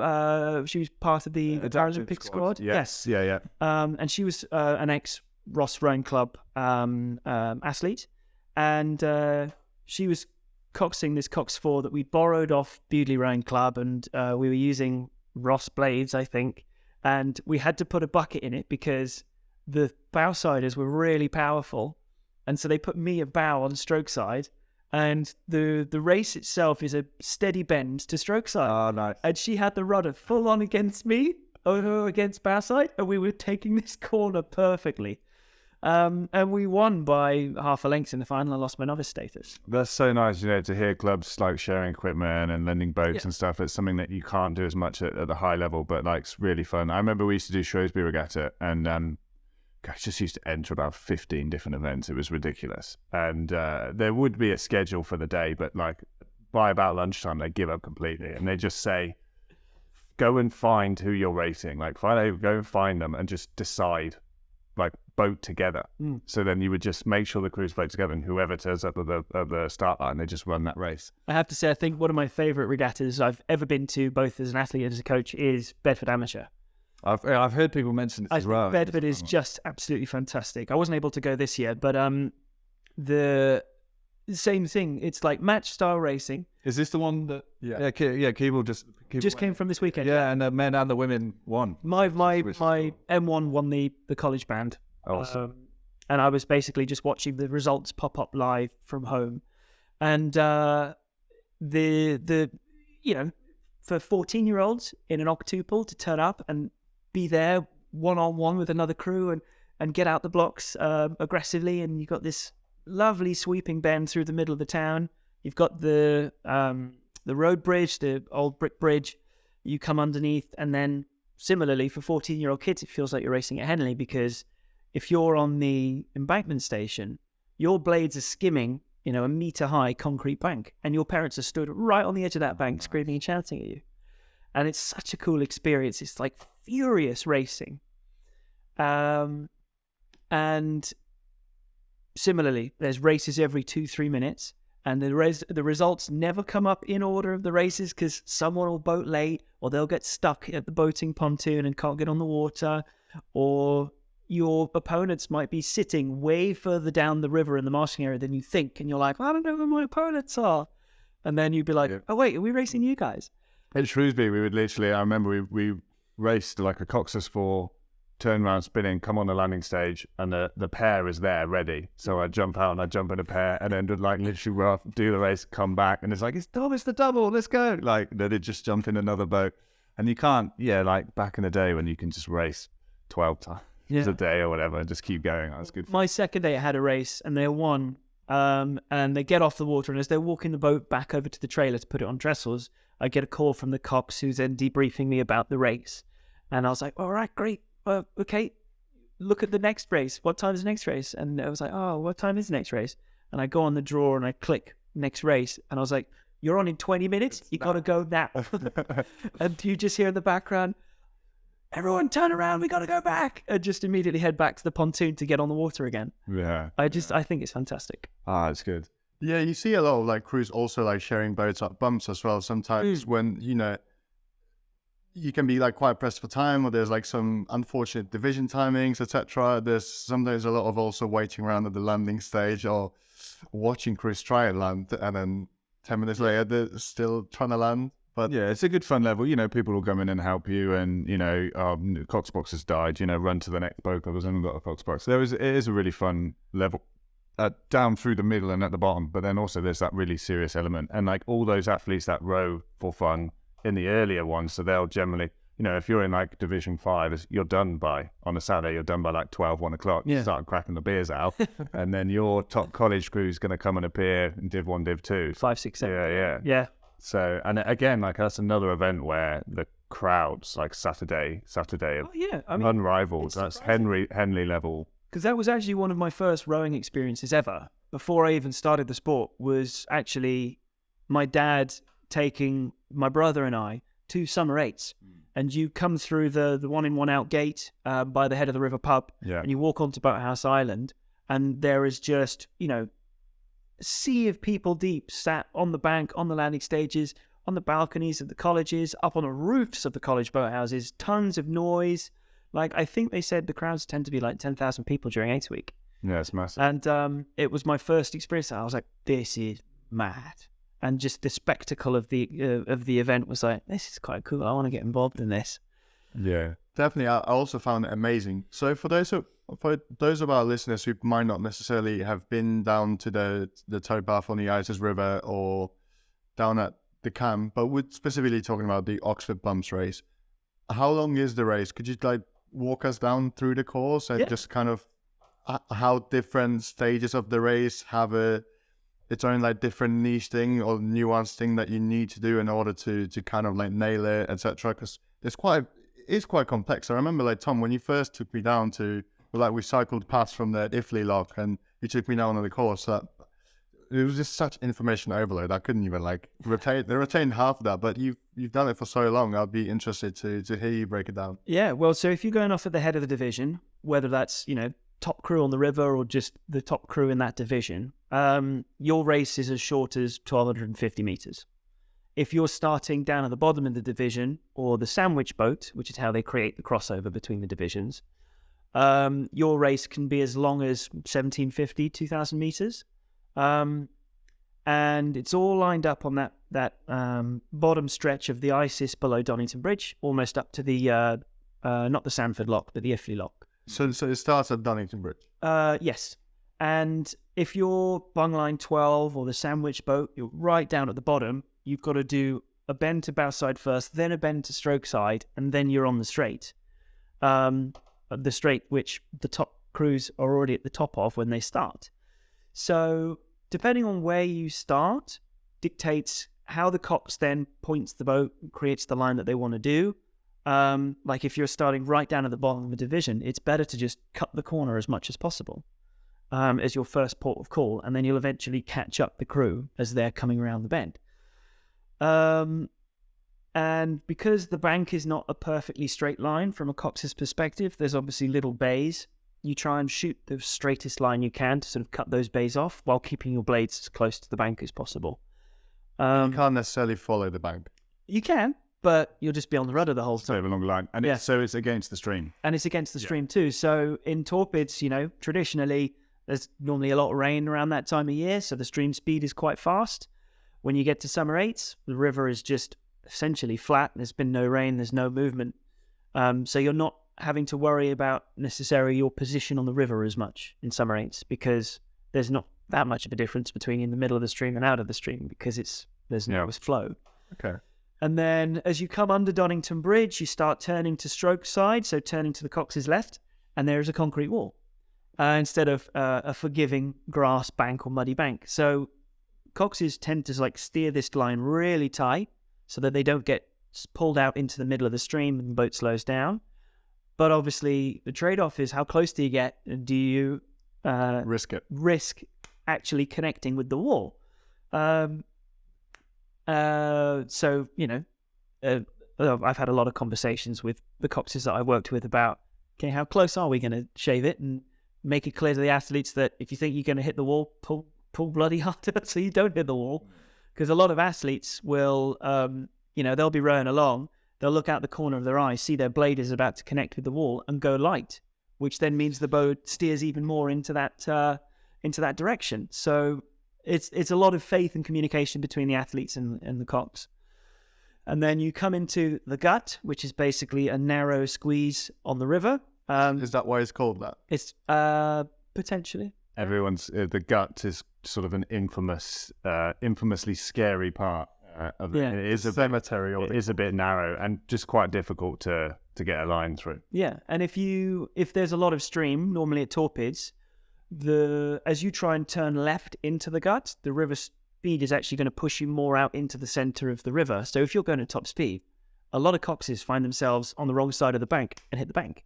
And there's a pesky tree there's a tree that sticks out and just on the other side, but if you manage to navigate the gut safely and fine and maintain your speed, then you're on the green bank straight, which is just a 500-600 meter straight line where you can essentially, there's very minimal steering after that, so you can just get back on your rhythm, focus on your top end speed, and get to the finish line as quickly as possible. But there's a lot of fun things that goes on in terms of if you're being chased down, how do you avoid that? You've got some coxes just weave like this and try and create more wash, or they try and avoid the stern getting at them as they do it. Some coxes cross over to the other side of the river to just run away entirely. There's lots of fun things I've seen where where you're creatively able to, finding a creative solution to avoid the bump as much as possible. Mm-hmm.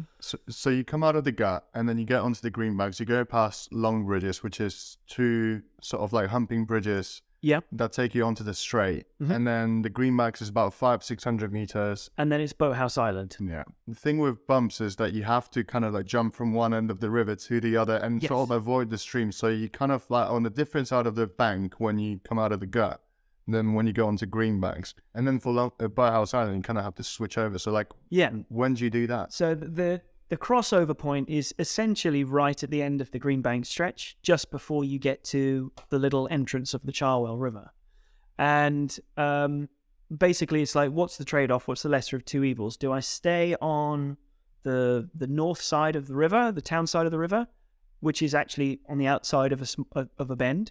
Or do I cross the stream briefly, slow down a little bit by crossing over, but then I have the inside corner where I'm out of the river? And so whenever that was the case, the crossing over point was decided on, and every single crew essentially does that in their race plan. So you basically put in a little 10-stroke push to make sure that you don't lose any speed as you come across the river. And then you're basically hugging the bank all the way up to the finish line from there. And some crews have sort of... this happened to me at Torpids this year, which was very smart of them. We were chasing down Christchurch College for the headship. We managed to get up to second on the river. We gained on them on the Friday, but not enough to be that much of a problem for them. But then we really got the race right on the Saturday, and we were bow to stern, if not almost overlapping, for a good 300 meters. Wow. And what they did was they dummied us. They made as if they were going to cross over. We hadn't crossed over as directly as we wanted to on the Friday, so our plan was to just get over quickly. So as soon as they started moving their bows, we went onto the other side of the river, and they dummied back onto the other side of the river. So while we had overlap, we were chasing them down across the river. And if we'd crossed over, we would have missed them. So we knew at that point, we're not going to get them. But I was super smart by them, and essentially that was what allowed them to retain the headship, because otherwise we were going to be on them in another 20 strokes. There's a lot to do for a Cox in this event. There's a lot of steering. Like I say, you have to cross the actual center stream twice in order to take the fastest line. And then, there comes to... Then there's some sort of tactical situations where, like you said, a lot of crews...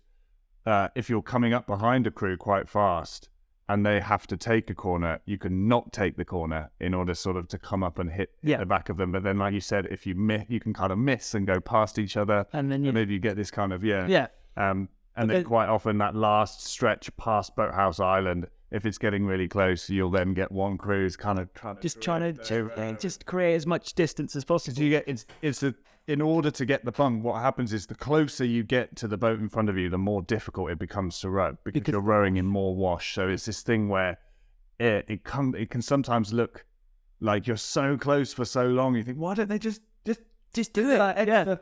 But as the closer you get, the more difficult it becomes. Yeah. Plus, obviously, the crew is then trying to react, and they'll be putting in, because it's like that all or nothing. Once you get bumped, it's over anyway. So you may as well just throw everything at it. So you just get this little, like, all the way down. It can be quite fun. And the nature of the racing, obviously, if you're doing side-by-side stuff, then, although we tell the athletes not to, you still look out the corner of your eye as to what's going on around you, and that's, an external motivation for you as a rower. But in bumps racing, all you can see is the crew that's chasing you. Yeah. And you, apart from what the Cox is telling you, you have absolutely no frame of reference to what's going on behind you. And so as soon as you start feeling it a little bit bumpy, you're like, oh, we're getting close to the crew in front. And you've got not just the wash from the boat, but the turbulence from the puddles, and it just gets exponentially harder every foot you get closer to their stern. So there's no point, just because the crews are started a length and a half apart, there's no point just being a length and a half quicker than the people you need to chase. You need to be 2 to 2.5 lengths quicker to overcome that extra closing, confirming the bump move through all of the rough water. I also found that it's an incredibly difficult thing to practice. Even a couple of times in practice, in the run-up to Summer Eights, we tried to get an 8 at full speed, chasing another 8 very close, so that the 8 behind could feel what it was like. But then we sort of realised that actually quite dangerous in a way that even just in training with 2H, should someone catch a crab or mess up, then all of a sudden we're gonna ram into our own 8. So it was. It's not necessarily something you can practice, and I think that's something, again, maybe like another sort of draw to it, is that you kind of find yourself in this place that you've not been before, and it's all kind of quite exciting and new and different. And also, even if you're slightly faster than the crew you're chasing, unless you're 2.5 lengths faster, well, you're just going to be unsuccessful because of just the nature of like how the race goes. So like, would you say that sometimes you can not necessarily have those 2.5 lengths, but then still catch the crew in front of you? Are there like certain tactics and tips and tricks? That's why the start is very important, because if you don't get that right, suddenly the crew behind you closes down the gap on you very, very quickly. And my dad tells a story of, I think this was 78 at Torpids. Or was it Eights? No, it was Eights because it was Oriel chasing them. And they, once again, had a very good Eights. They had a lot of pedigree in the boat, number of boat race oarsmen, a lot of sports blues. And the Oriel crew behind them had an absolute blinder of a start sequence and jumped them to within half a length within the first 20 strokes, 20, 30, 20, 25 strokes. And you've got boat race oarsmen suddenly put on the back foot and fumbling around and not executing and got caught. And then crews swap around for the next day's racing. Oriel starts at the head, Keeble a second. Keeble gains to about half a length each day, doesn't quite have enough to close on him. And Oriel goes for the headship because you were able to put a crew under pressure, even a crew of experienced people, to the point where they make the mistakes. And you could actually, ultimately, what the next 3 days of that race, that regatta showed was that Oriel weren't the quicker crew, but they played the tactics correctly for that day in that race. And turned over a crew that would normally be quicker. Yeah, but sometimes it's a case of maybe if you know you can do that, wait until the last day. Because like I said, in that case, Oriel's taken the lead, but then Keeble have got 3 days to kind of come back at them. So there's all sorts of different games going on. Yeah, and even if you are the faster crew, like you said, if you can be put under pressure, because of the nature of like how nuanced the steering is and the tactics, how much like thinking there is involved for the Cox. Even we saw a crew last year who would have potentially gone for the headship, Christchurch. Yeah. They ended up in a tree, and that was in Division 1, and they had to just, that day they just weren't going to do it. They had to come back at it again, and because obviously with Summer Eights or with just Torpids as well, you can only move up 4 positions in the league. If you lose a day, that can be pretty nasty to like your end result. Yeah. So how would you avoid being bumped if you know you're the slower crew? Well, so this is one of the things that the organising committee, OURCs, are trying to work on, which is, so a concession is when you raise your hand and say, yep, fair enough, you got us. And that's the Cox that does that. But making sure that you do that in good time. And because the last thing you want is to be tangled with another crew when you're still meant to be racing. Because either there are crews coming up behind you that might cause a collision. You've got to, whether you've been bumped or the bumper, you've got to clear the racing line to make sure that it's clear for the crews coming through. So you don't want to cause a tangle. You don't want to get stuck in the bank or in a bush or whatever. You kind of just want it to be as clean and as concise as possible, so that either you can get on with your race, what's left of it at Torpids, or you're just not going to be piled into at Eights, and you can just make that happen quickly. That's what I always tell the Coxes. If you know you're going to get caught, don't think that you're going to suddenly outrun somebody. Just make it happen quickly, and that allows us to set ourselves up for a smoother, better day the day after. And avoid the klaxon. Yeah, and you don't want to damage. If you damage your boat, if you pull the bow off your boat, then your boatman's got 24 hours to put it back together again. I mean, they have pulled off some miracles of boatmanship. There was a incident quite a few years ago, which sort of got cult rowing fame, Peters Know, that video, where St. Peters, it was like, I think it was St. Anne's was stuck in the bank in the gut, and St. Peters just rammed into them, even though the crew was out of action. And St. Anne's were rowing an old-style Stamfleet Awe, which is basically just 2 pieces of aluminium welded together at a 90-degree angle instead of the traditional 3-stay or 5-stay. Yeah. And that thing hit right in the middle of the bows of the Peters boat. So, you've got the top of the canvas there, you've got the bottom of the hull there, and it just entered halfway up and opened this bow like a can opener. And it almost went up to the bulkhead.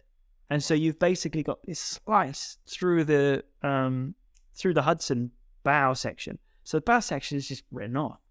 But the boatman rebuilt it overnight, and while it didn't have, glossy white paint on it, and you could see where the repair was, it was watertight, it had the original shape, and it was good to go again. It was functional, yeah. If it was the same one, but I know the boatman Woody, all the boatmen down there do a number of colleges. But he told me a time, same thing. I think when the bow of this boat had got absolutely mashed. They had no idea what they were going to do. They didn't have a spare boat, but they had an old boat out the back that no one had used. And he sort of looked at the bow section. He was like, that looks like slightly bigger than the bow section of the boat. So they just cut it. Like literally just manhandle this bow section into a rough shape and then just slipped over a new bow section of this boat, just like glued it back on and got the boat racing the next day. Just by sort of like a cast almost, just slipped on over the front of it. It was quite funny. If there was a lot more money in it, you could have like a removable bow section. Oh yeah, you buy special eights. I mean, Empacher and I think Hudson as well. They make one-piece eights. Yeah. And obviously, Oxford Brookes, Cambridge, Shrewsbury School have a few. Have you seen one on the trailer? Yeah, it's just massive. Like you can get those sort of things that are custom, so that you don't have to, completely split it every single time you transport it. I mean, I think Impact could start investing in detachable bulkhead bows. So it's just like much the same that you carry a spare seat, a spare foot stretcher, a pin, nuts. There's a spare bow section just hanging up in the back of your boathouse. God forbid we need to use it. Then you just wing nut it on. And that's the opposite of what OURCs are going for. Like, okay, now people know that they can smash their bow up and they can get fixed. They'll be like, no, this is not what we want. I just think that'd be very funny though. But also, just back to an earlier point of bumping and clear concessions and so on. For those who don't know, there are many ways to do it. So obviously there is the actual contact of boat on boat. Mm-hmm. There is blade on boat, boat on blade, which way round that is from each of the crews. Blade on blade, so you could skim blades, and that counts as a bump. But my favourite one, and I've only seen it done once, and there is a video on YouTube. It was by Magdalen College back in 2017, I think. Just coming into the gut, as your crew gets close enough and the cox has perfectly positioned the bow to slide up alongside the stern of the crew they're chasing. The bowman's rowing along. He looks down, sees the bow and slaps it. Yeah. And that counts as a bump too. Yeah. But he did it in such a good way because he did it right on the finish. So he finished the stroke, bang, and slapped it. And it made such a great noise. And it was, right. And it very rarely happens because a lot of things have got to align for you to be able to do that. Do you think they practice for that? I have no idea, but I knew it was part of the rule book, and that was a legitimate and valid way to get a bump. Never seen it done. I hear a lot of people talk about it now, like, and by the way, if you can reach out and grab it. Really? Yeah, I've told every single one of my bowmen to do it if they're able to. Yeah. But and then rowing completely past as well.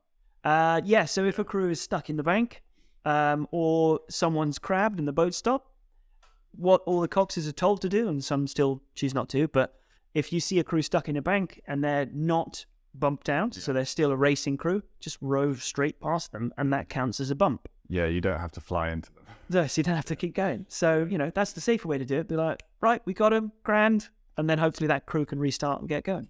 Yeah. So we love bumps, and Oxford college rowing, obviously, or just college rowing in general, not just Oxford, because of all the carnage and then, the random things that can sometimes occur on a day, swan in the racing lodge, ejected crowds, exactly. What are some of the craziest things that you've seen during your tenure?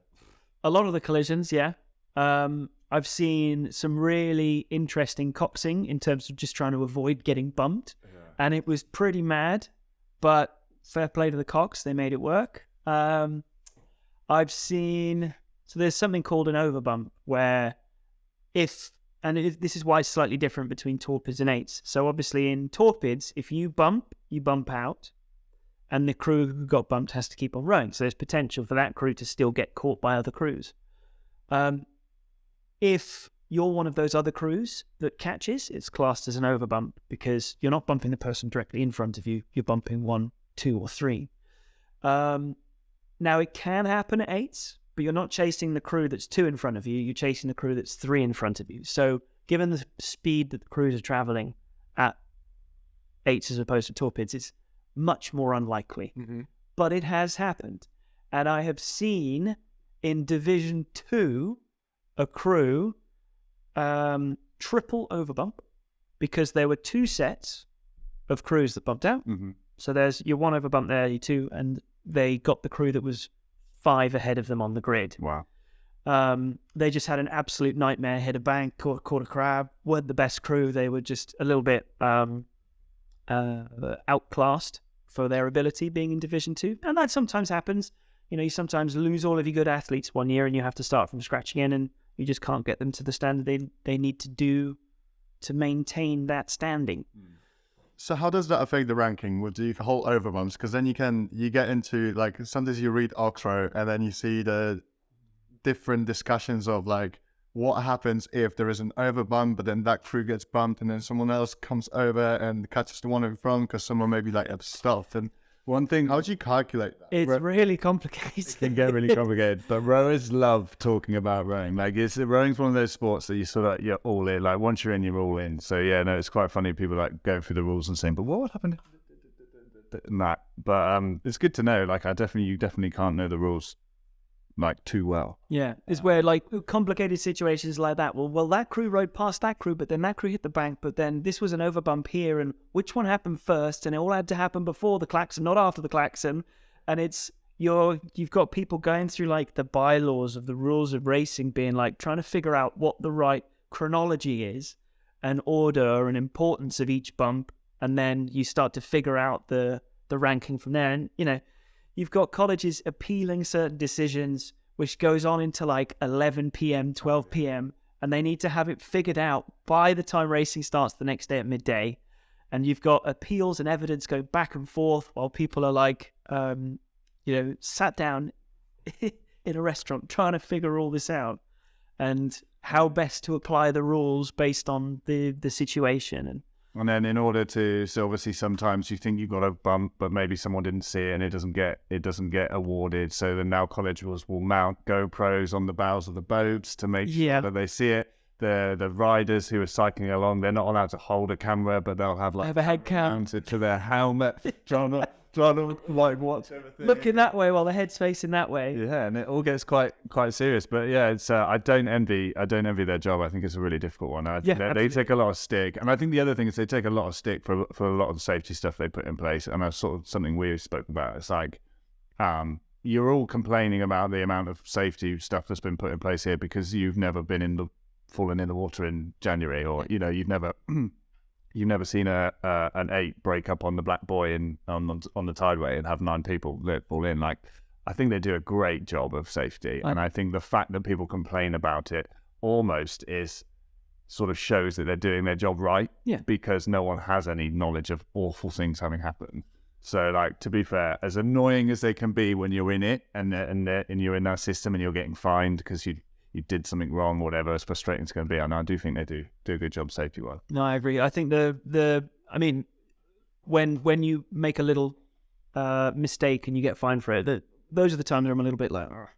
But I think from a safety point of view, like they run these events yearly, year on year, for the love of the sport, and to provide college students at Oxford and Cambridge with this experience. And it is a crazy, wonderful racing experience. Now, the nature of it means there are a lot of rules and stipulations and safety guidelines that you need to adhere to. And it's put in place to ensure clean racing, fair racing, but safe racing. And the people who complain tend to be the ones who think that a rule doesn't apply to them, or they got stung by a rule when actually they needed to operate a little bit better within the situation. Yeah. So I think OURCs do a fantastic job. Yeah, no, it's only like no one's paid, or there's only one, isn't it? It's the rowing sabbatical officer who gets who essentially runs OURCs for a year, and that post changes every year.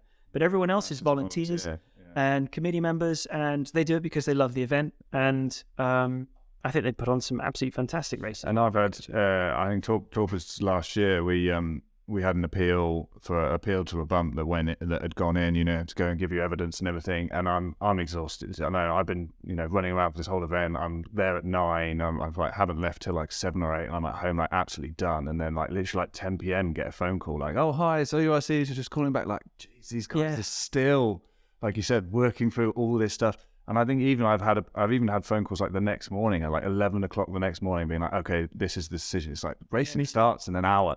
Wow. To be fair, we were working. Because we, so with the Wolfson men's first eight last year, we were chasing St. Cat's at Torpids on the last day.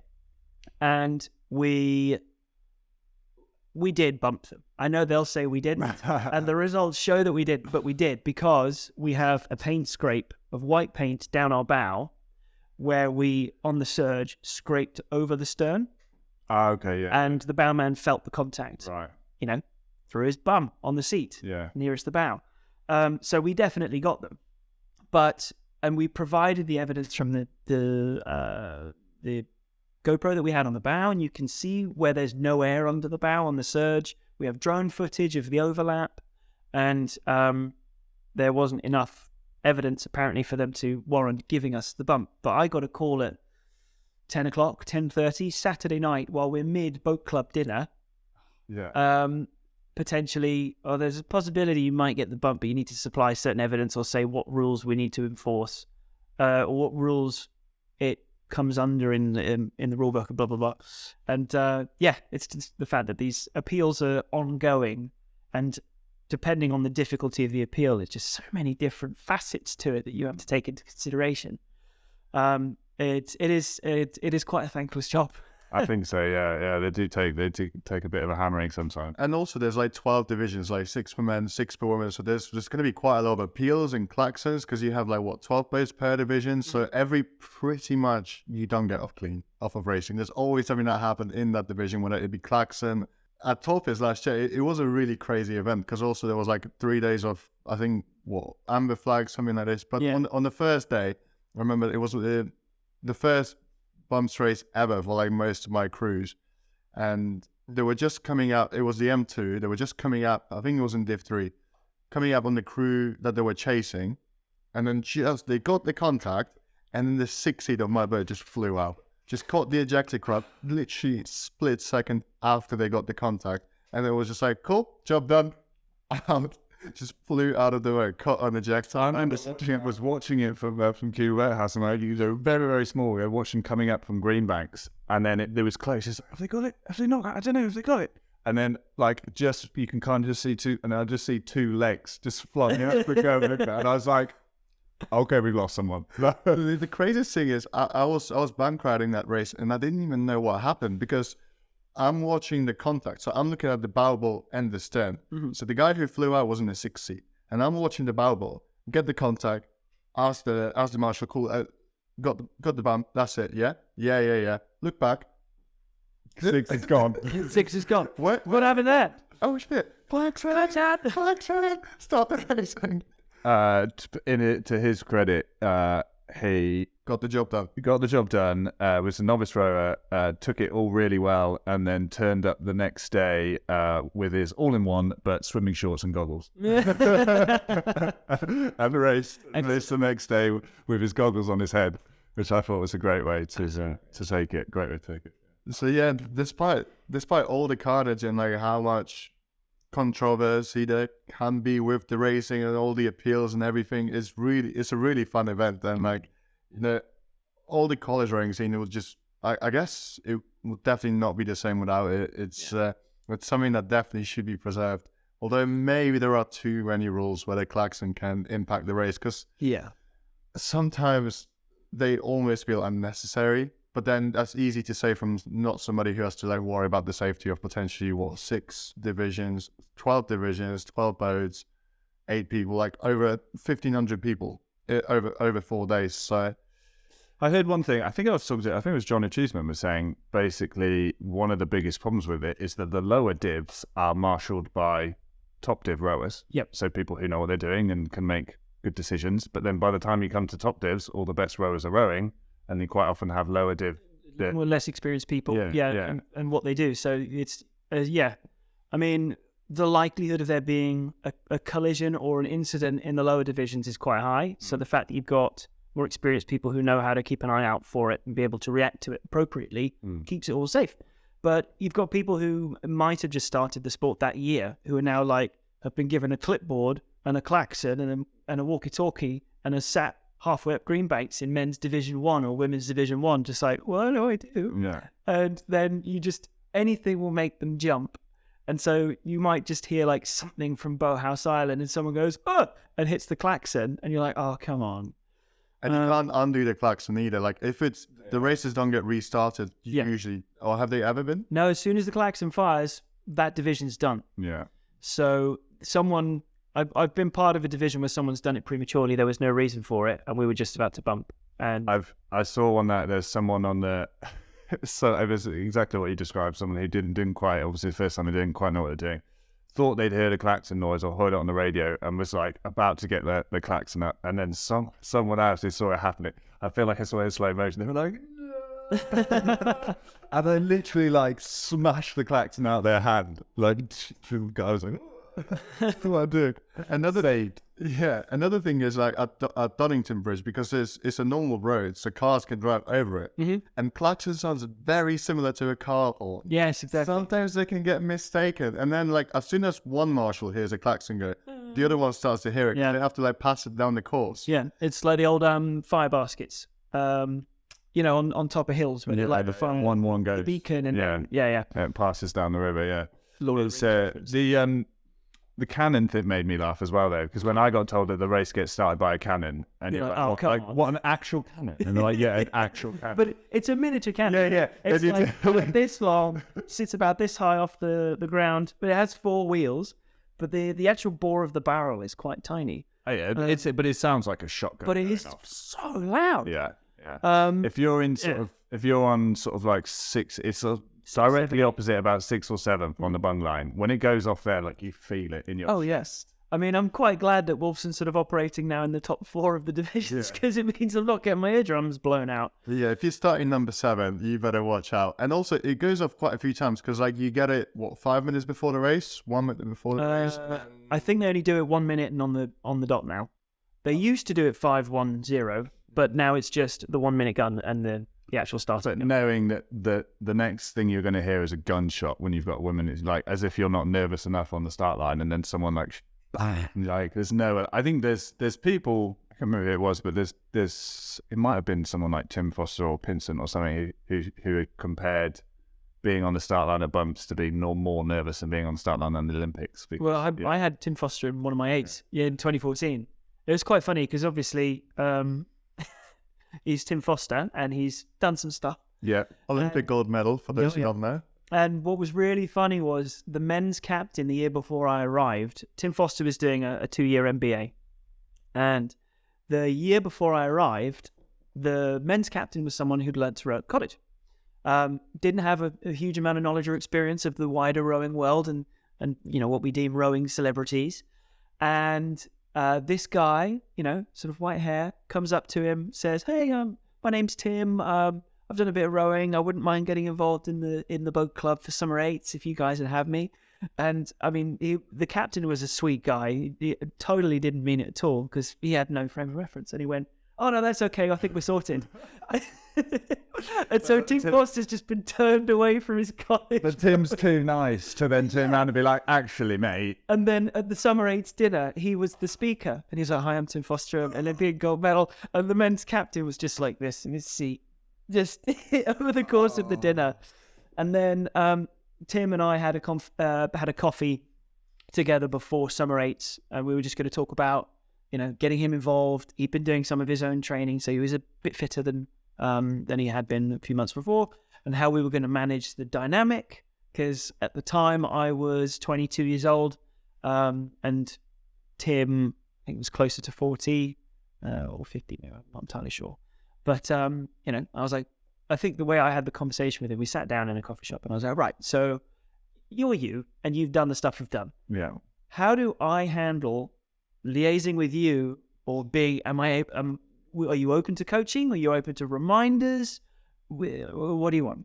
And he was like, "Oh yeah, coach me like you would do a normal athlete. I mean, I'm not saying I'm perfect technically, but if you want to talk to me about how I can facilitate certain other guys, because I'm not going to be the fittest or strongest in the crew, then that's how we proceed. Yeah, he's great. We worked, obviously, he's a bit of a finishing coach at Keeble now, and I've worked with him for a few years. And he's a really great guy. Really fun to work with, and just super,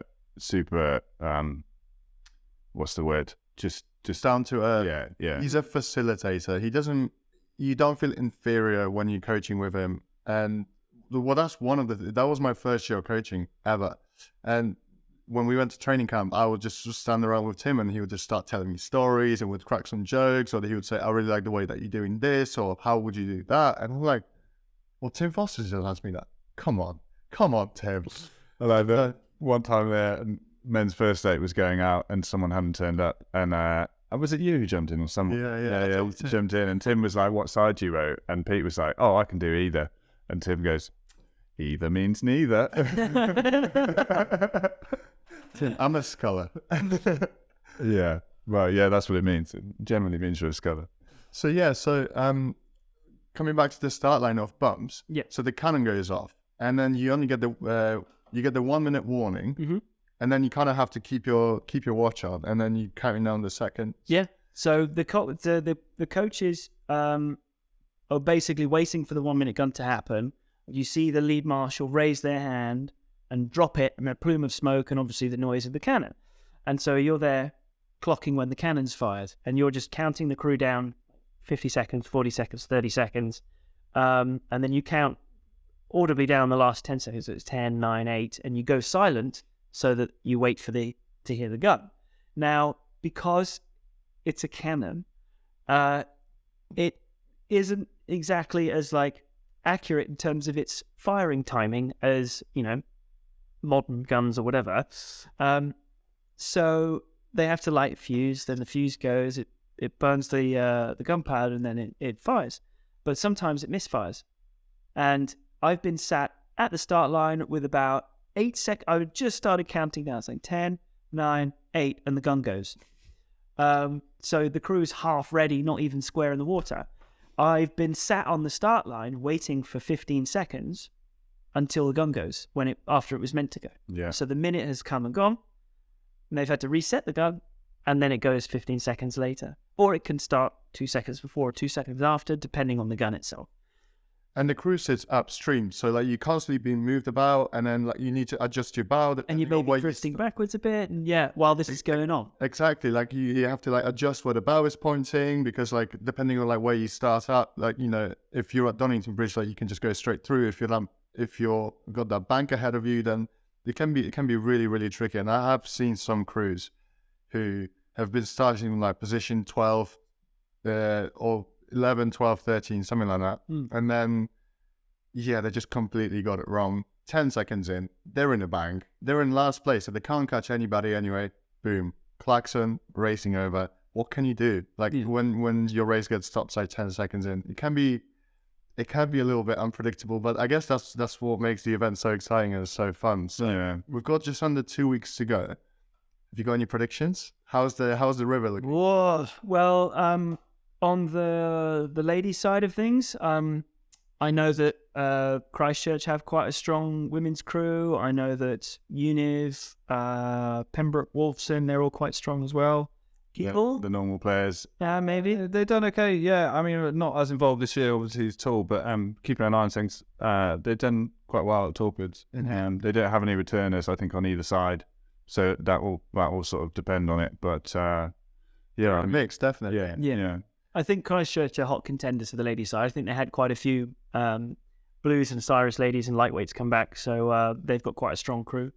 On the men's side, Oriel and Christchurch are always quite strong. I think they've got 4 or 5 athletes apiece coming back from the respective heavyweight and lightweight squads.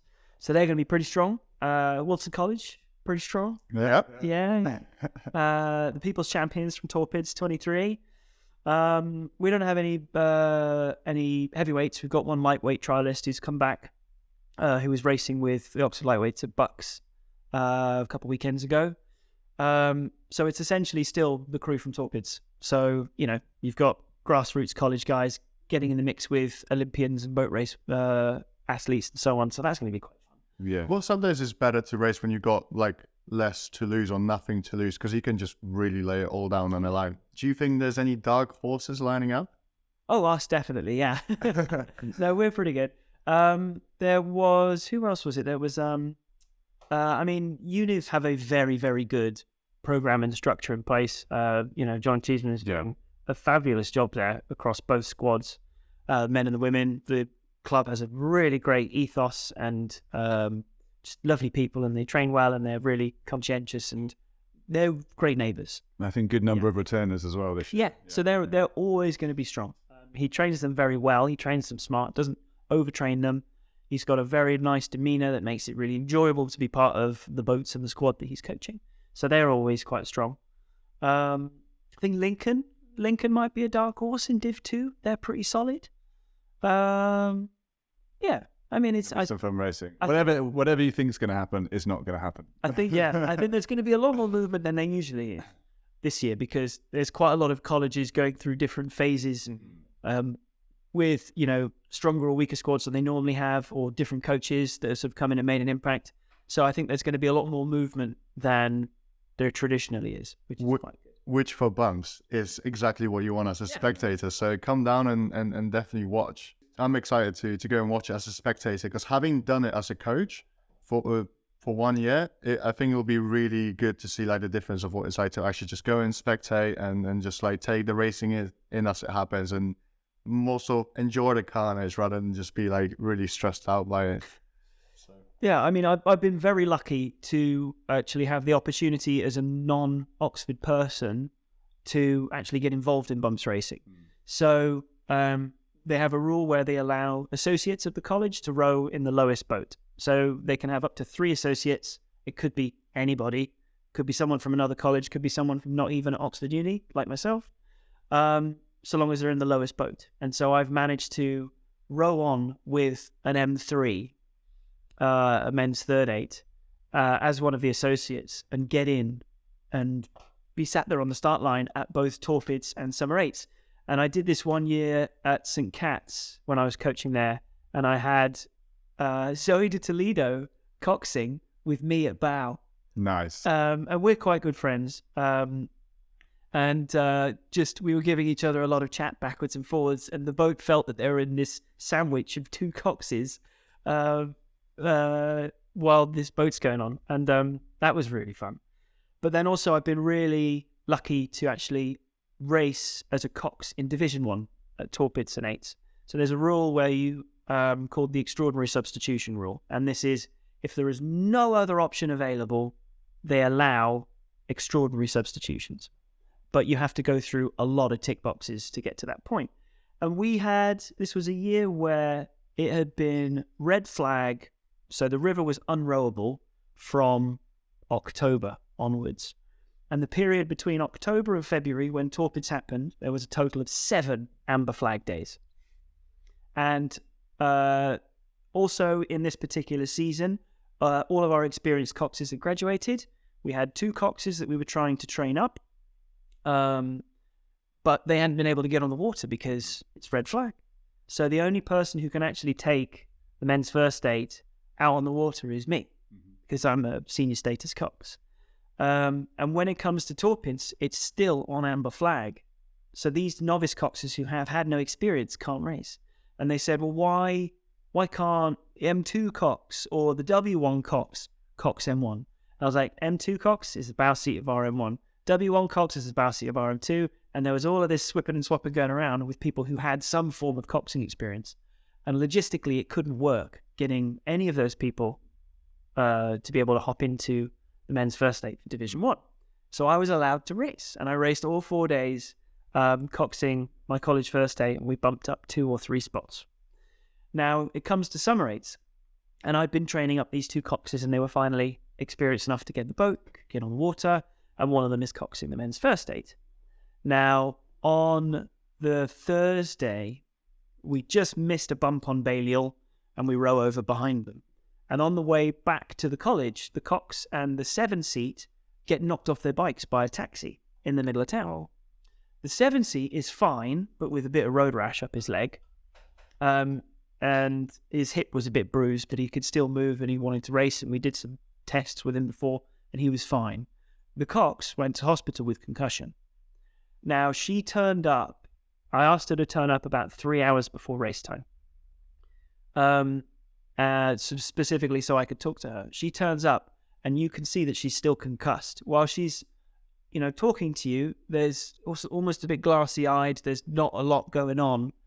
And I was like, I can't put her on the water in a bump situation and need to be cognizant and aware of one's surroundings and be able to make split-second decisions. So I go to the race committee and I say, I need to make another extraordinary sub. Oh, who's that for? It's me again. And they're like, why? What's the problem now? And I was like, okay, you remember the problems we had at Torpids?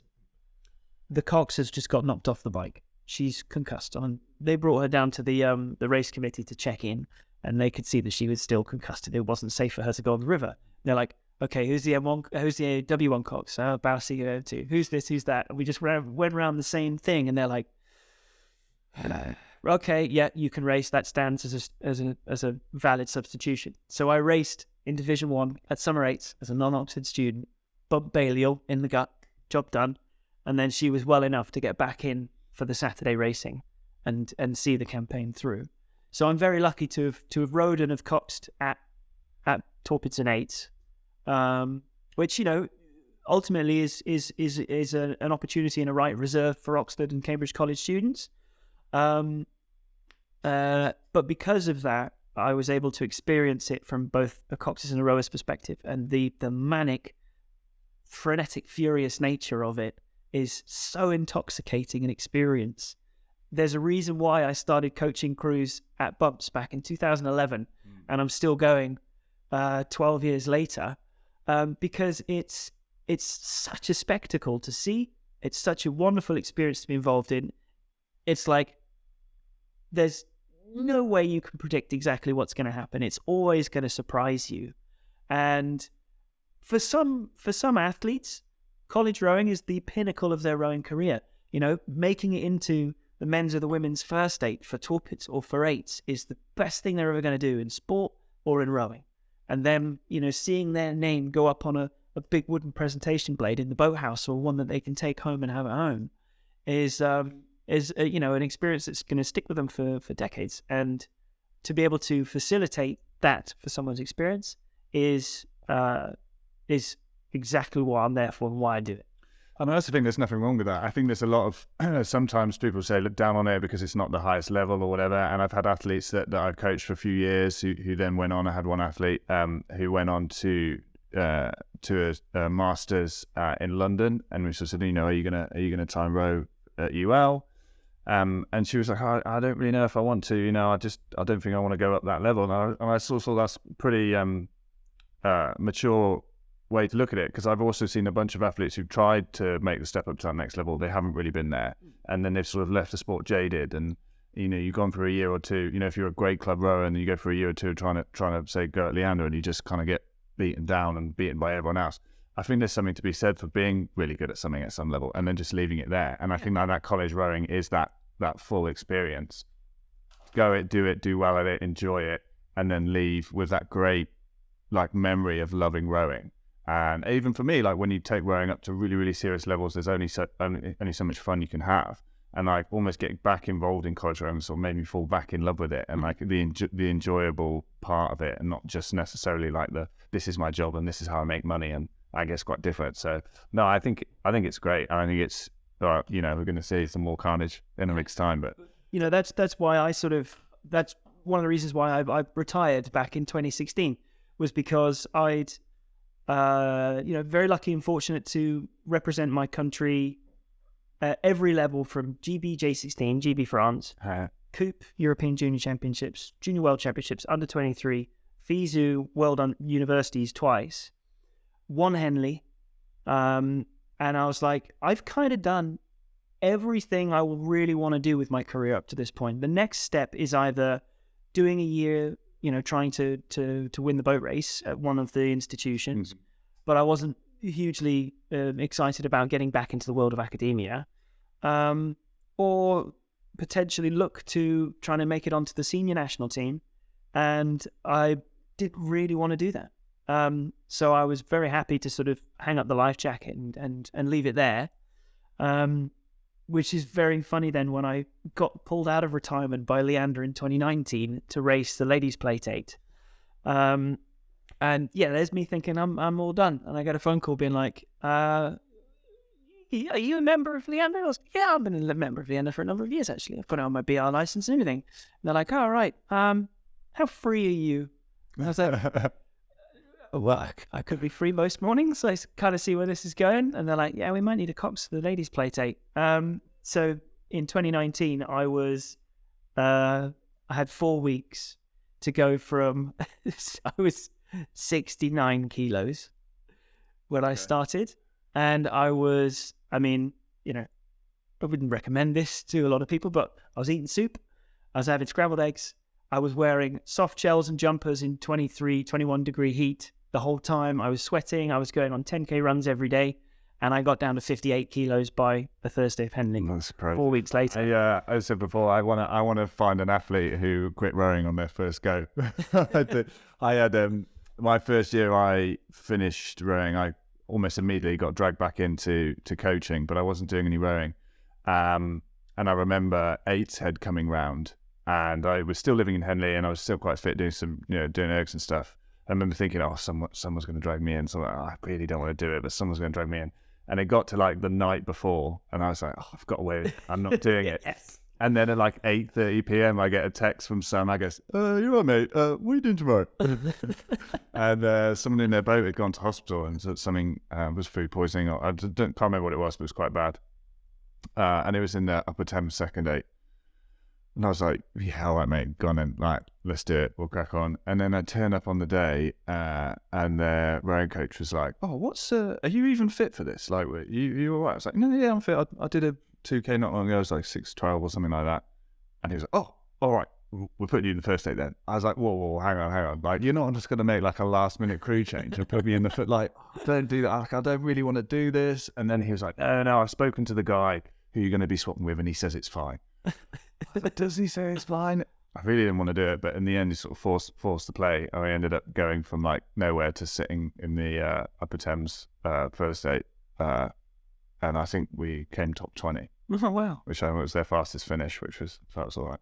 But yeah, you never really get away clean. Yeah, you can't escape rowing on your first try. But you don't need to escape rowing if you don't need to like come back from your retirement. If you still want the occasional row, just go and coach Oxford College rowing, because you got the opportunity to jump in the odd session or like you said, race, etc. So you said you've done like obviously coxing and rowing on like the highest levels, and in some of the most tight, competitive, fast-paced environments. What was it then like actually being on the start line of bumps as a cox? It's same kind of pressure. Yeah, it was. Was it what you expected? It wasn't what I expected, because I thought, I've got this. This is fine. But you're there and you're like, okay, you're having to set your line out. You're trying to keep tension on the bung line behind you. You're also seeing what's going on in front. And then the nuances of trying to put your boat exactly where you want to, based on the stream, and also in relation to another boat. I was like, damn, this is quite tough. And also because you're sat there on the start line with, I know if we go well, we can go up 2 or 3. I know if it goes badly, we can go down 2 or 3. And so you've got that pressure to make sure that you execute and perform. But ultimately, I was always the kind of cox I always was and am, is I love the competitive element, and I will always get an adrenaline rush from any racing situation I'm in, because I'm a racer, and that's ultimately what I'm there to do. And I don't think I've ever been calm on the start line. I've always been like just thinking about what we're about to do and getting my head around the race plan that I want to be doing and executing, and thinking about contingencies, and basically having sort of multiverse of madness planned out in front of you. I was like, okay, we get to a fork in the road and this has happened, so now I'm going down this one. And you, based on your experience and the races that you've done, you have this sort of roadmap of different routes to take depending on what happens. And you're always processing this. I think that's probably something I've taken out of rowing that's helped me in life. It's sort of like in rowing, doing visualization or thinking about, race plans and what could happen if this crew does this and this and this. And like now in life, you can fix a problem before you get to them, because you're sort of having that thought of like, oh, well, what happens if we do this or and that and that and that.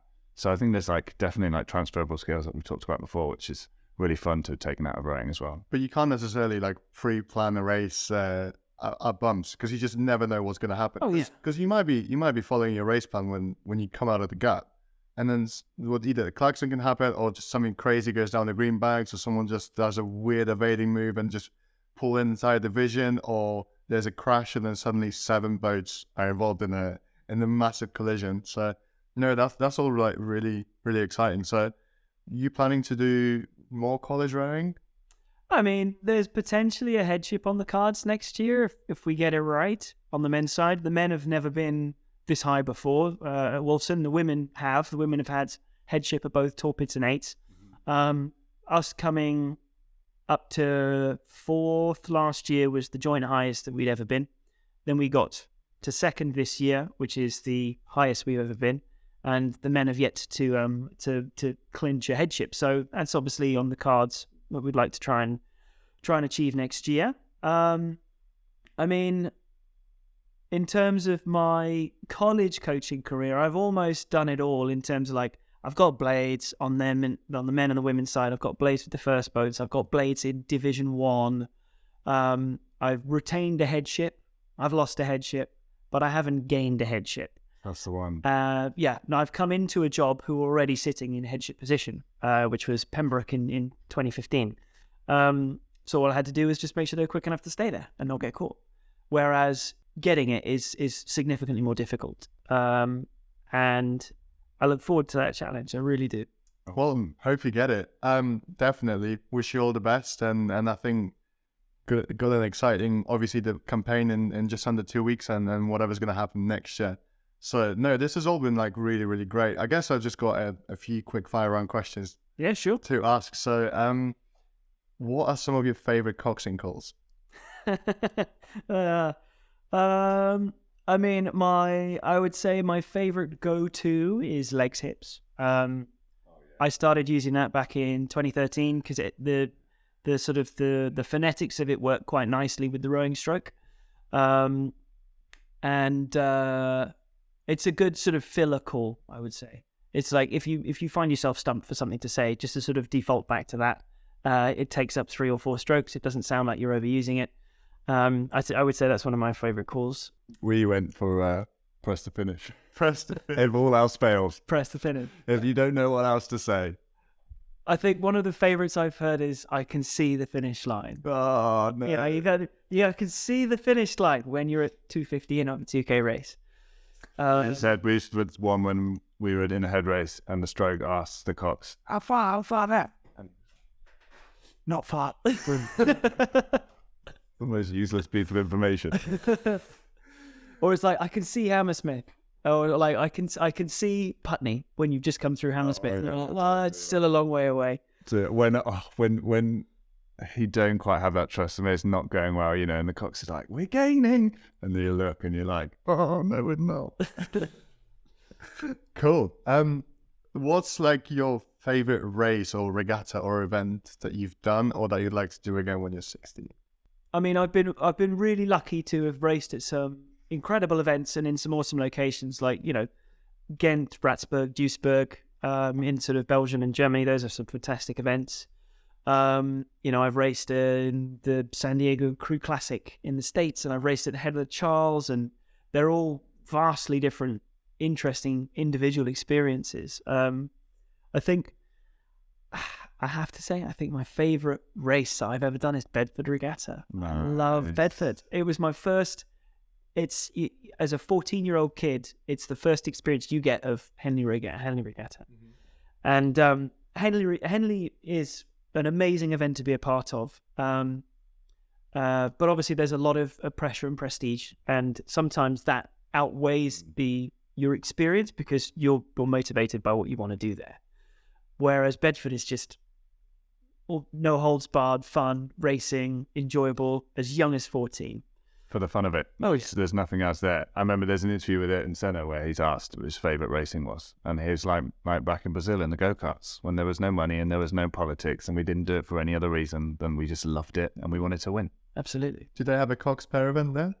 No, Would you be down? They used to. And I tell you what, Can we get you to dust your jacket? I'm still on the lookout for a Cox pair on sale because We've been looking for a pair. I would love to own a Cox pair. I just think it's a hilarious boat club. What I was thinking, because do you know Adam Berry? Yes. So, Yeah, I don't know. So he's boatman at Twickenham. I was thinking if we could find a pair like that's decent but nothing special, and just section it so that you can put it on top of a car. So you wouldn't need a trailer. You can just have like looking at the Rogia van, pair in two halves and a couple of legs. Yeah, they made Cox 4s like that. Pete and I will just go pot hunting, turn up at Bewdley. Imagine watching people watching you like put your bed together. Yeah, I don't know what the qualifications are in order to race as a masters or as a veteran, but Yeah, no, you're not old enough.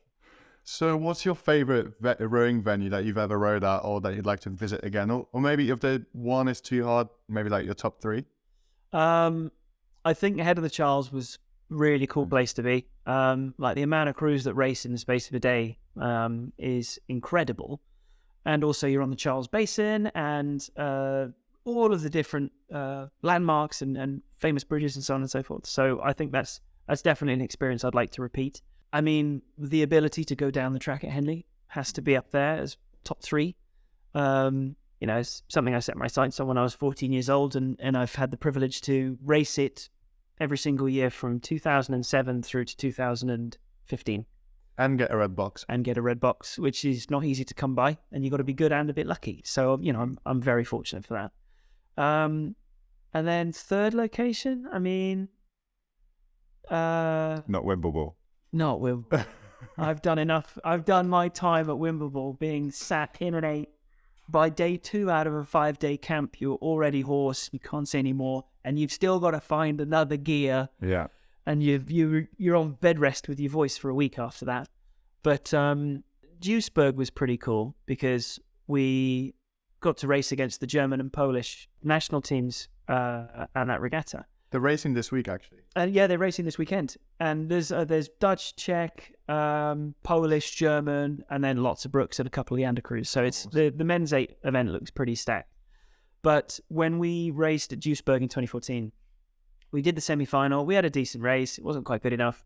And we said, right, well, we're going to try and stick with the German 8 for as long as we can. We're pretty close to Polish. Let's give the Polish a run for their money.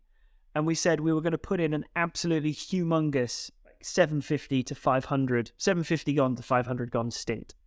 And the Polish had a big old start. First 500 came out the blocks. We're about 3/4 of a length up. And we kicked it into overdrive, 750 in.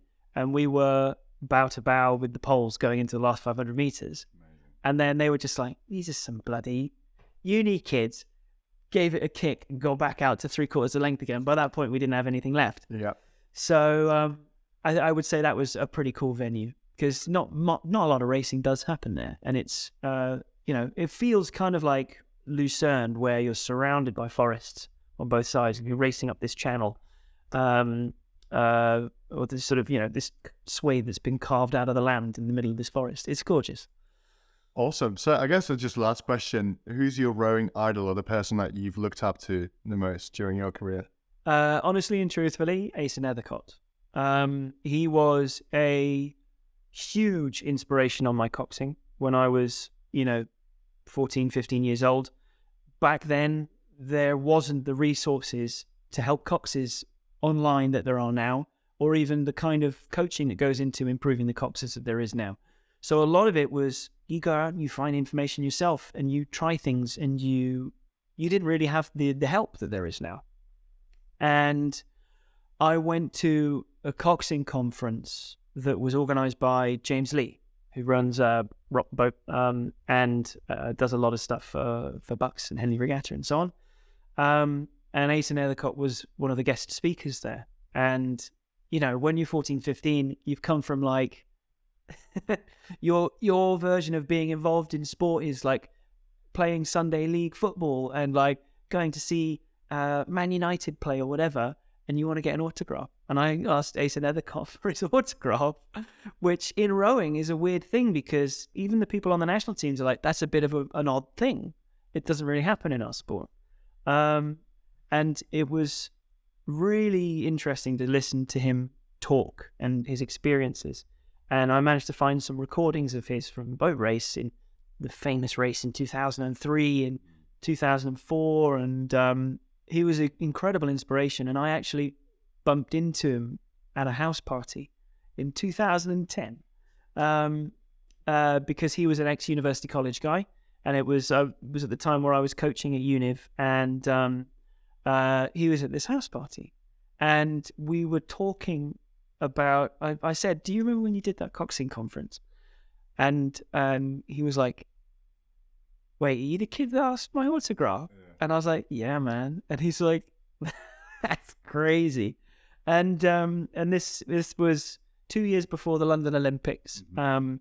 And obviously he got involved with trialing for the national team just when he was getting diagnosed with cancer. So it was, and him and I had a few conversations about Coxing. We sat down and talked through some things, and he was a massive help to me, just to sort of be able to find that extra little bit of content or understanding better the sport to help me make that next step on. Yeah, he was absolutely my rowing idol. It's so good to be able to like have somebody to look up to and someone who can like guide you on a path. Well, I think that's it for the quick fire round questions. Rory, this has been so great. Thank you so much for coming on the podcast, but also thank you so much for the support offline and off the camera as well. It's great. I wish you honestly all the best with Wolfson and with Abingdon.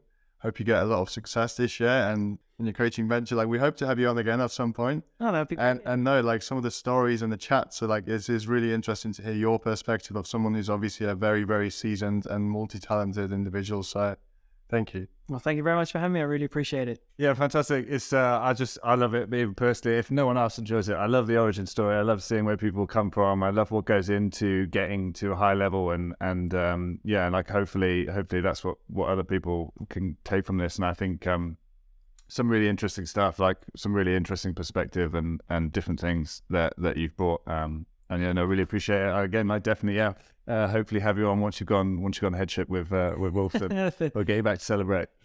Keep our fingers crossed for that. Yeah, awesome. Well, I hope it goes well, and we'll see you on the next one. Definitely. Thanks once again. And I guess that concludes today's episode. So, easy there. Cue the music.